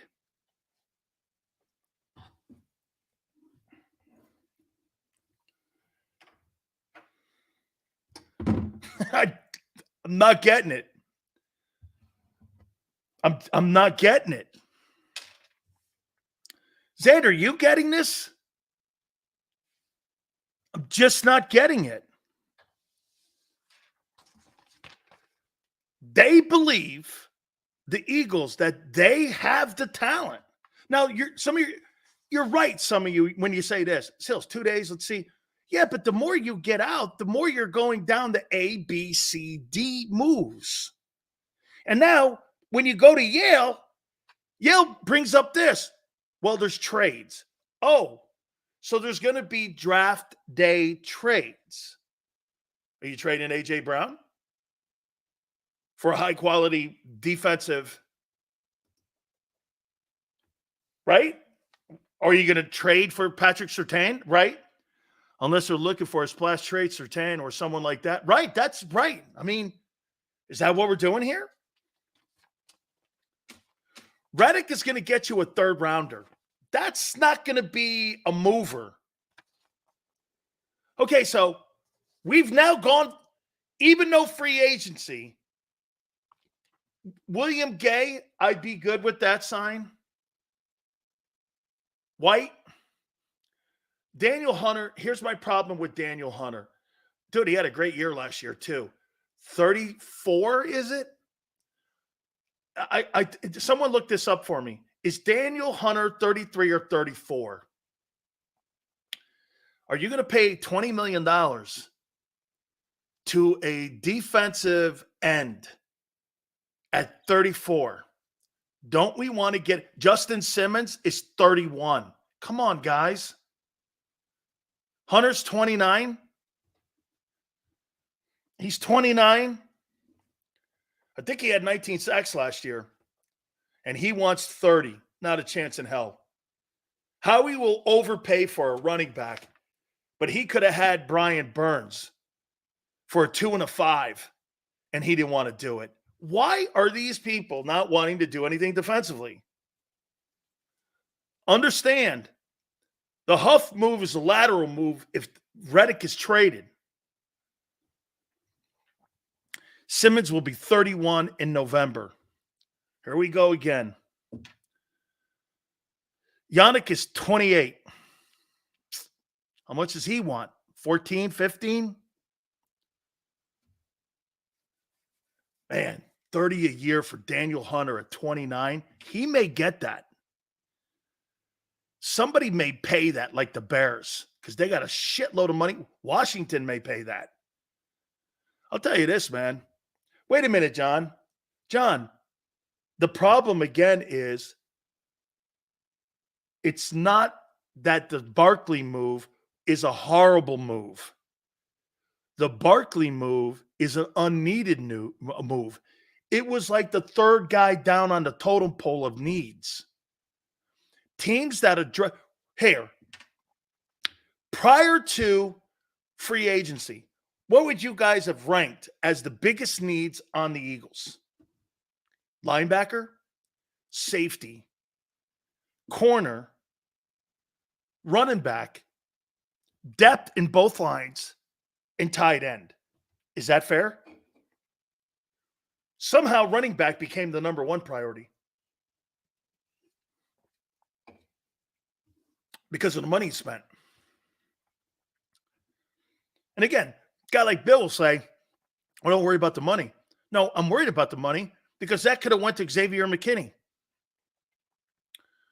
Or that money could have been a portion of a salary you paid for Queen. You have to understand something. Before we get Mark Farcetta in here, if they trade Hassan Reddick and the Bryce Huff move is a lateral move, they're the same guy. They struggle against the run. He's the worst in the league. That's why he's only on the field 42% of the time. And if Reddick's moved, you haven't really addressed your defense yet. And for me, the Barkley move, it's not about Barkley being a bad selection. It's about the money that you could have paid Xavier McKinney or the money you could have potentially given to Patrick Queen. And how about this one? Brian Burns, he was had for a 2 and a 5.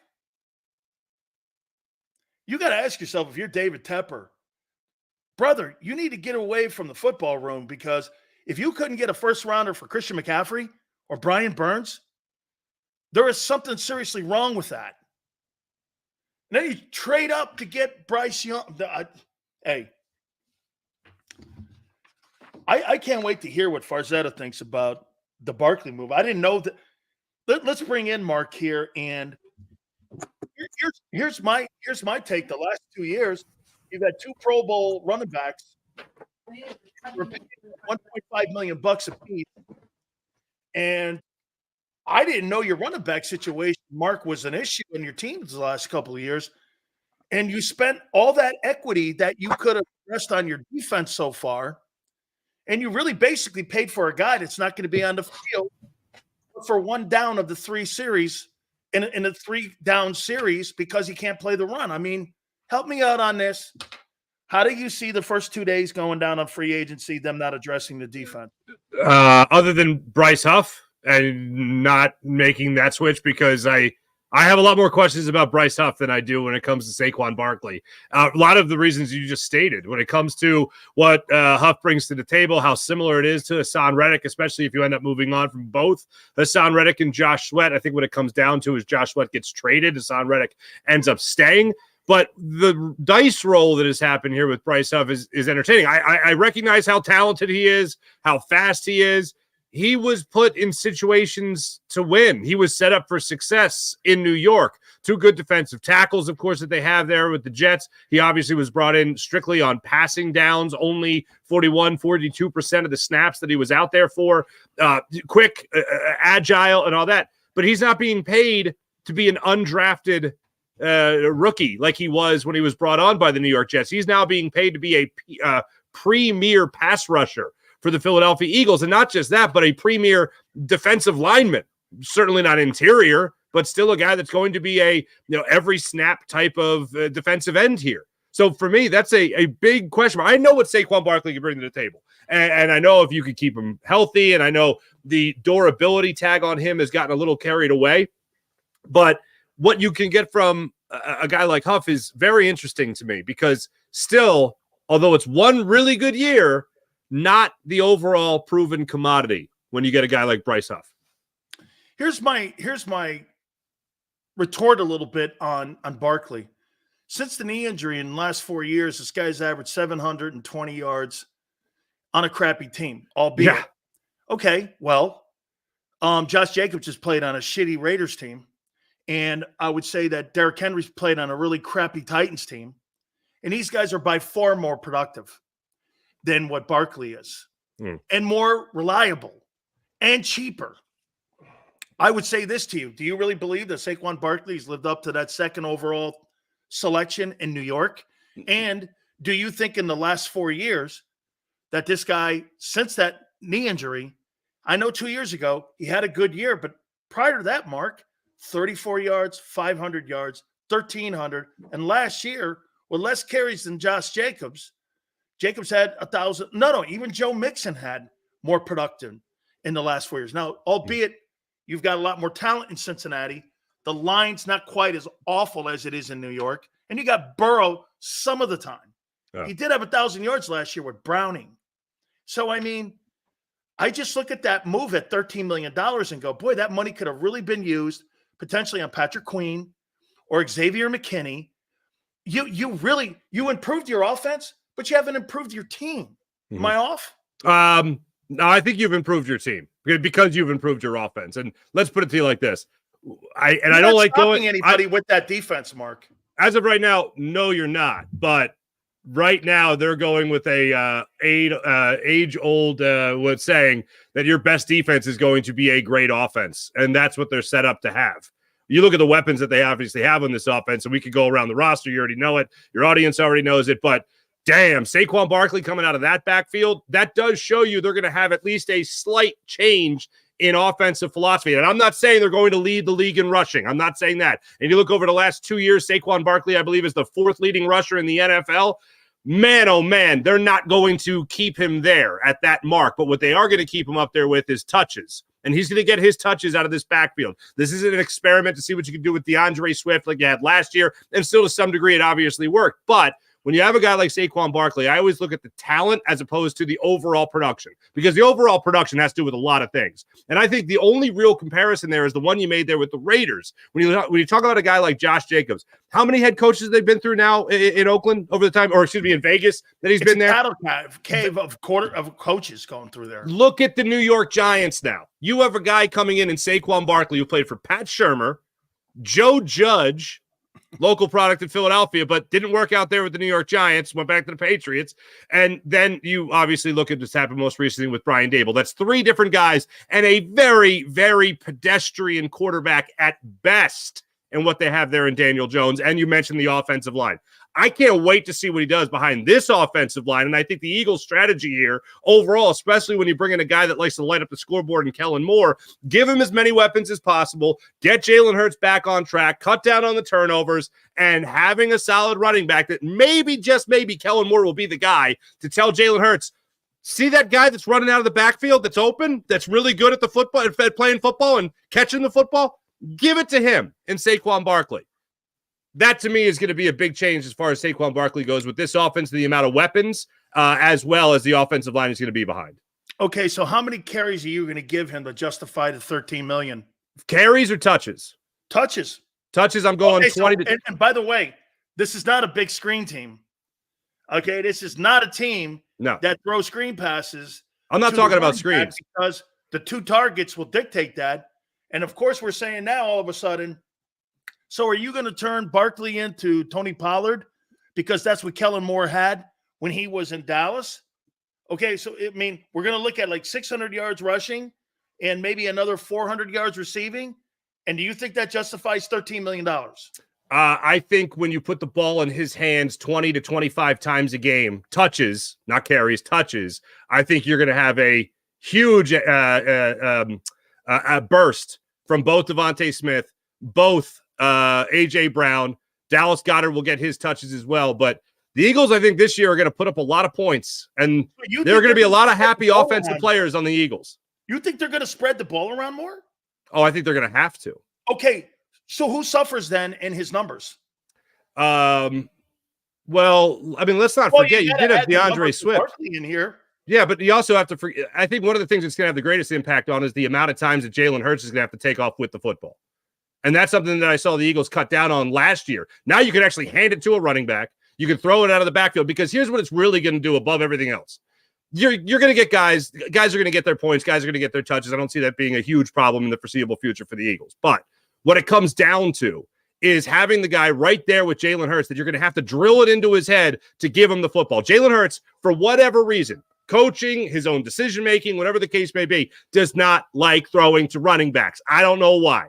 Now you have a guy in Saquon Barkley that is going to flat out, I think, demand that football. Not in the diva, arrogant way that so many people just like to throw out there, but in a way that's going to help this team and be that safety valve for a guy like Jalen Hurts. I think some of this, not all of it, but some of it is that the Eagles, for whatever reason, with Jalen Hurts, just are not able to pick up that blitz to the degree that they weren't able to do it against the Giants in the last game of the regular season and then against the Tampa Bay Buccaneers in the playoff game that they lost. Now you have that safety valve that'll be right there waiting for him if he feels like he can't climb the pocket, if he can't escape, he can dump it off to a guy like Saquon Barkley. And I love the ball in Saquon Barkley's hand in those situations more so than I do with a guy like DeAndre Swift. And I had all the respect in the world and still have the respect in the world for a guy like DeAndre Swift. What bothers me throughout the season, and the best example of it, is the Seattle game. Twice on both interceptions, he had Kenny Gainwell open at the line of scrimmage for an easy play. One was the 8:15 left in the game. He threw the interception deep to Quez Watkins. It got picked off. Kenny Gainwell was right there at the line of scrimmage. Easy dump off. It's 1st and 10 from their 40. Just dump it off right there. That's an easy decision to make. Then you have the end of the game that he obviously aired it out to A.J. Brown and it got intercepted. Kenny Gainwell open at the line of scrimmage. With Saquon Barkley, that can't happen because he is going to be in a team that has two playmaking wide receivers. Have to say, when healthy, pretty damn good tight end in Dallas Goedert, but when healthy is a huge question. And now a running back coming out of the field, that's one hell of a playmaker you have right there that you're going to have to trust if you're Jalen Hurts. Have you been shocked with the pivot at running back with the salary? And again, I don't really care, Mark, about how much you pay him, but they did for a long time in how they looked at that position. Are you shocked they pivoted when it came to paying a guy? Now he's the second highest paid running back to McCaffrey in the league. Now, again, I mean, I'm not concerned about what he's making because to me, I wanted that money spent on linebacker, another edge maybe, a safety, something like that, because, again, that defense is awful. As of March 12th, you're not going anywhere with it. You're just not. Are you shocked, though, they spent that money? I saw the report. Pat Leonard, by the way, from the New York Daily News, who was the first to report that the Eagles were actually interested in Saquon Barkley. He's going to be on my show tomorrow morning. But Pat Leonard, when he put the story out there, I read it and I went, oh, that's cute. There's no way that's true. This is the Eagles saying, oh, yeah, we're interested, or the agent saying, the Eagles are interested to drive up that price for Saquon Barkley to scare the Giants possibly into a reunion, introduce the Cowboys to the whole scenario as well. And then Howard Eskin came out with the report as well saying, oh, the Eagles are interested. I said, BS, not a chance. Mike Lombardi, the day it happened, maybe 2 hours before it actually went down yesterday, Mike Lombardi puts out the story saying the Eagles are going to be aggressive. And I'm like, I am not going to believe this until I see Saquon Barkley in an Eagles uniform running down the sideline on a wheel route from Jalen Hurts, and Cam Jurgens is 15 yards up the field blocking for him. I'm not going to believe it until then. Then Adam Schefter dropped it, and I did one of those cells where I just looked at my phone, dumbfounded, how when a dog's confused, they have the tilted head type of thing. That's how I looked at my phone for a good 30 to 40 seconds before I was like, damn, okay, and retweet. There we go. But I was shocked. Now, the immediate joke is, are they completely changing philosophy and valuing linebacker? The answer to that is no, absolutely not, considering the only linebacker they went out and got yesterday was a guy that's 14 games he has started in over 4 years, a special teamer essentially. So that's still not going to be a position of value. Of all the things Howie Roseman said, I don't agree with it, but I do believe him when he says it. When he talked about Nakobe Dean, I do believe that they do have faith in Nakobe Dean. They're not going to go out there and get any big-name guy. We're going to be at training camp, and they're going to bring in somebody else for depth. And then, unfortunately, with the way things have played out in the past, that guy is going to come in here and end up being the starter. He's going to be that Zach Cunningham guy that so many people were just begging for him to come back from injury at the end of last season. I'm not saying I want that to happen. I'm just predicting that that's what's going to happen, because the Eagles are not going to change their philosophy as far as that goes. They really haven't changed anything on defense so far.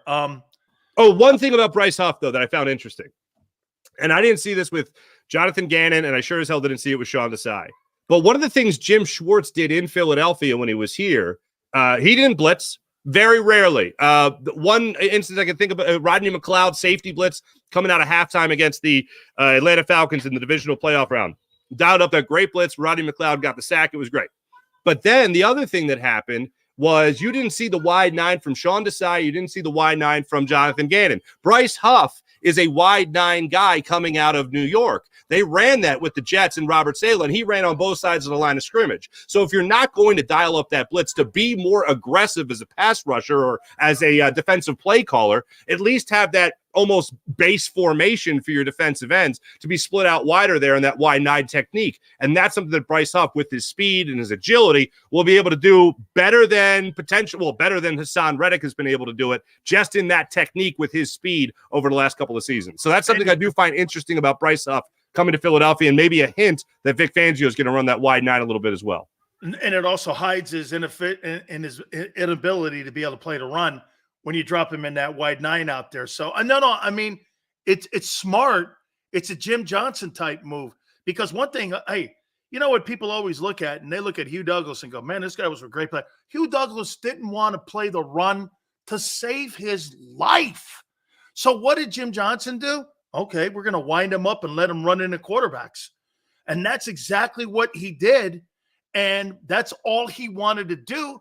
So there's ways, if you're creative, to be able to put a guy in a position like that. So wide 9, I mean, I hadn't thought of that before, but that's a good approach if you're going to put him in that position. Yeah, I'm not saying it's a cure-all, but I'm just saying it's something that Bryce Huff is familiar with. Absolutely. Okay. With the signing of Barkley, does that put more pressure on Hertz? Oh, I mean, here's the thing. The easy answer is no, because it should be easy now to play quarterback for the Eagles with all these weapons. But if you really think about it, yeah, you have all this, and you're going to repeat the performance you had from last year. Unacceptable. You have no excuses. Oh, I had a rookie offensive coordinator and play caller. Never done it before. Okay, tough. Better be better than you were last year. Oh, now you have I didn't really have a running back I could trust out of the backfield. Well, DeAndre Swift is still pretty good, so that's weak.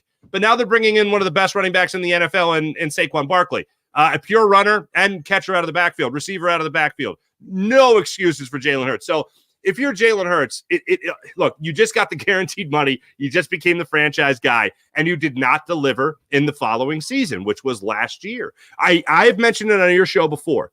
Going into that San Francisco game, somehow, Sills, magically, Jalen Hurts was the odds-on favorite to win the MVP award by many sports books across the country. It's insane to think that, but that's true considering how the season ended. It's bonkers to think at one point he was at least in the running for it, and then everything fell apart. There are no excuses. I think Howie Roseman, Jeffrey Lurie, and this now coaching staff is looking at the way things went last year and said, we have to make sure we have depth at every position. We need to make sure we have talent at every position, offensively speaking. And we need to make sure that we're bringing in somebody that Jalen Hurts will be able to trust. And finally, maybe, possibly drill it into his head that this is still this, ready? That is just as good as heaving it downfield for 75 yards.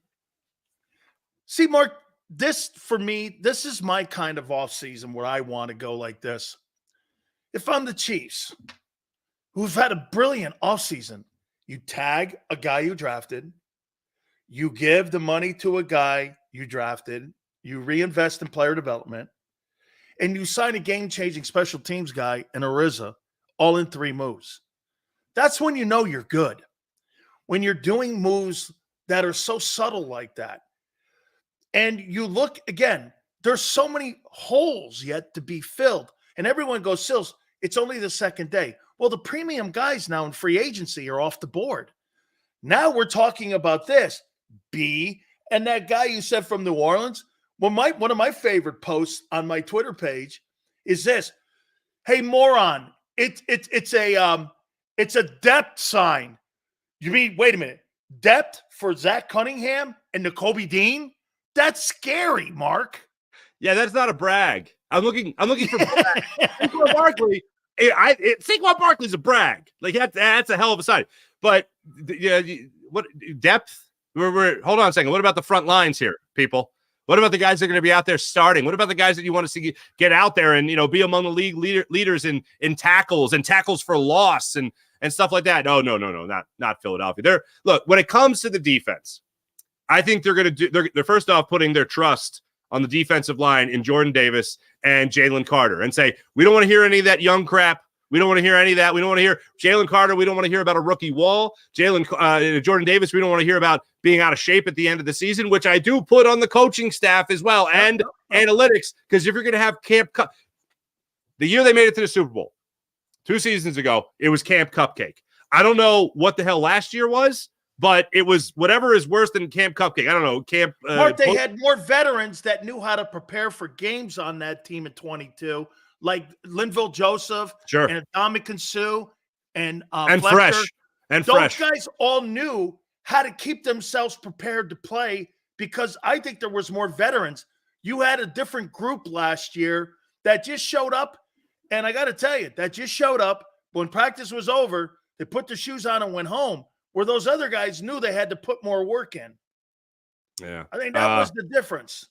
And I will say Linval Joseph and Dominican Sue, fresh, a little bit more fresh, I would say. Oh, hey, when I only have to play 8 games, you're prorating me $1 million. Let me tell you.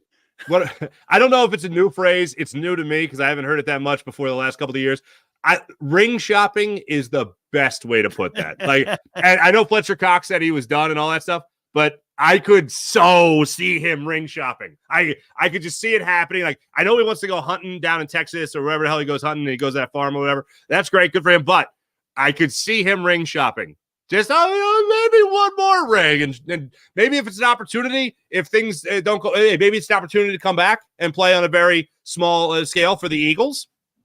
Maybe it's an opportunity to go somewhere else and maybe stick it to the 49ers one more time just to have a little bit more fun with his boy Deebo Samuel. You never know. But overall, those veterans, again, they're not here. As you pointed out, they knew how to get ready for games. I think it's up to the sports science people, the head coach, obviously Jeffrey Lurie and Howie Roseman. These guys have to take some hits. These guys have to, I'm not saying you got to tackle at every practice to the ground and all that, but just in terms of conditioning and being in as close to game shape as you could be before you start really playing in games, I think that will only benefit them. And to be honest with you, there have been so many different explanations for what the hell did happen at the end of last season. I know. The one that not enough people are talking about is maybe they were just done. Like, that's where I'm at now. And all the explanations I've taken in from everyone from Lane Johnson to to Dallas Goedert, to Britton Covey, for instance, everybody, DeAndre Swift, maybe they were just cooked. Maybe they don't hate Nick Sirianni. Maybe they were just done because they didn't prepare properly before the season started. Maybe that is a bigger reason for blame. Last two. Let me throw my 30,000 feet. You're born and raised and worked in that market your entire broadcasting career. Here's my take on Fletcher. 12 years, just brilliant football. I mean, a brilliant pick, a brilliant borderline Canton Hall of Famer. I can't believe how good he's been. And for about a span of 4 years, you could have argued that he was the best three-down defensive tackle and playing the run and the pass. You know, someone asked me, is he as good as Jerome? And I said, hard, because Jerome's career was cut short. Fletcher's more of the longevity.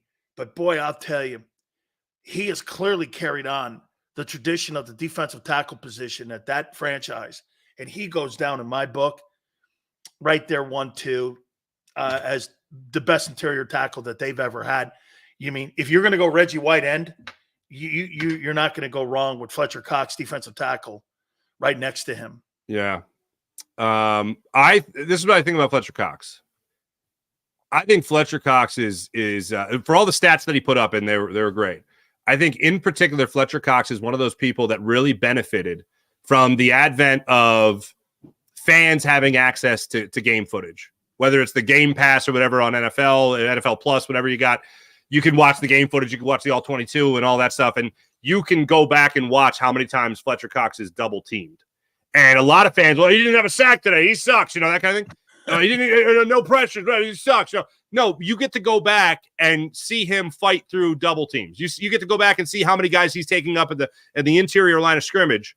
And you can see guys like Hassan Reddick get open on the outside to be able to beat their man because it's only one-on-one, or Brandon Graham or Josh Sweat over the years. You could see these guys be able to have that kind of push because Fletcher Cox is providing that push in the middle of the line of scrimmage. So that, for me, I think is one of the things he has benefited greatly from. Just overall, looking at his career, there's one play in particular that really sticks out to me about Fletcher Cox, and he didn't even make he didn't even really make the play. Brandon Graham made the strip sack of Kirk Cousins against the Washington football team, whatever the hell they were in 2017, the year the Eagles won the Super Bowl. It was the first game of the season. Brandon Graham gets the sack for like 8 yards on Kirk Cousins, and Fletcher Cox was just right there, scoop and score. It was a 5-point game that the Eagles just buried Washington after that and took control. And just Fletcher Cox just always being right there to make a play, whether that be to take two guys at the line of scrimmage, whether that be to get a sack, whether it be get a pressure, whether it be a tackle for loss, just always being, Johnny on the spot when it came to making a play like that. And just the consistency you got from him throughout his career. You go back to watching that footage, the All-22s, you go back to just watching the highlights of him throughout his career, and the fact that he was just so consistent as it went on. He will be missed. He will be missed. Certainly one of the best Eagles I have seen in my lifetime. You mentioned Kirk Cousins. He's made $412 million.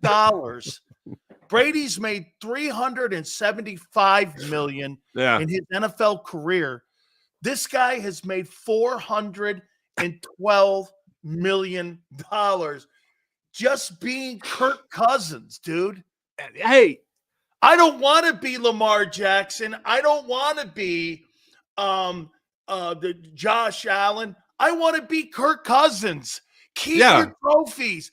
I'll take the bank account.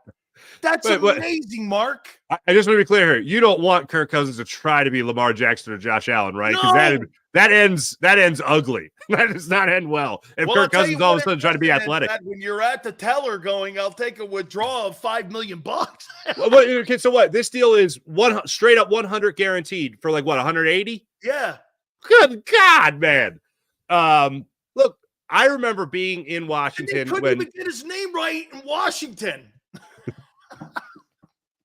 I remember being in Washington and hearing from someone I trust that Mike Shanahan really liked Kirk Cousins over RG3. Yeah. And I was like, okay, well then this is just politics then of where everyone's drafted. And they're like, yeah. And I'm like, Well, that's stupid. If the head coach really likes where the guy's at, and that's as an Eagles guy, that's going to make me really, really miss Daniel Snyder. But anyway, so Kirk Cousins, look, he is a good quarterback. You could be a good quarterback and not win. But you put up the regular season numbers. You're like Mark, a dirt poor man. You're a dirt poor man's Peyton Manning before the championships. Right. How about this one? How's Washington been at quarterback since Cousins left? Not great. Look at that. You're throwing flowers at Kirk Cousins. Yeah, they are pining for the days of Brad Johnson and Kirk Cousins. Hey, real quick, the extension of Landon Dickerson, that is a great draft pick. And by the way, that 21 draft class with Devontae and with Landon, I mean, you've got yourself two spectacular players. Second round pick. He's now the highest paid guard. Just your quick thought on that, because I think it's brilliant. So happy. Look, he's a good dude. I've gotten the chance to have a number of conversations with him. Really good dude. So on a personal level, really happy for him. I got to interview him shortly after he was drafted. He was nice enough to come on the show. And two things really stuck out to me. I've never heard of a player that went into a career with the mindset of, I already had my injuries. Like, I just like pre-disasterized? Yeah, exactly. Like I looked at it as a lot of guys have injuries. I got mine out of the way early. And look, right or wrong, okay, right or wrong, we know wrong. But still, when it comes to a mindset, that's a great mindset to have. Like, all right, it's not gonna happen to me again, because when you're coming through an injury, you got to come through an injury twice. One, physically, and the other is mentally. You got to be able to trust the knee, the ankle, whatever the case may be. So I thought that was an interesting mindset. And the other, he's the first athlete that ever told me the first time he was in Philadelphia, he got a parking ticket from the PPA. So he's one of us. He's one of us. And sorry. He's also really good at being a left guard. I left that part out. I'm sorry. I think you're just being pro Barkley sign because he's a Penn State guy. And I don't give a damn. He's a PA guy. No. More so that he's from Allentown. I got family in Allentown. But that's about it. I don't give a damn about Penn State. I went to Temple University. Penn State does well. I don't care. A couple of people I know are happy. Good for them. I don't care.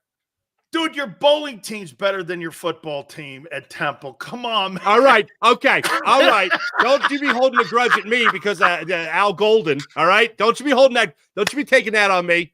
Don't you be taking that out on me. That's right. You sent that tool to us. Oh, he left. Cow. He scurried. He ran. No, as a Temple guy, I will always love Al Golden. And when he scurried on down to Miami, it did hurt my heart. And then I saw it ended, and I was like, remember they were what was it, Miami alumni?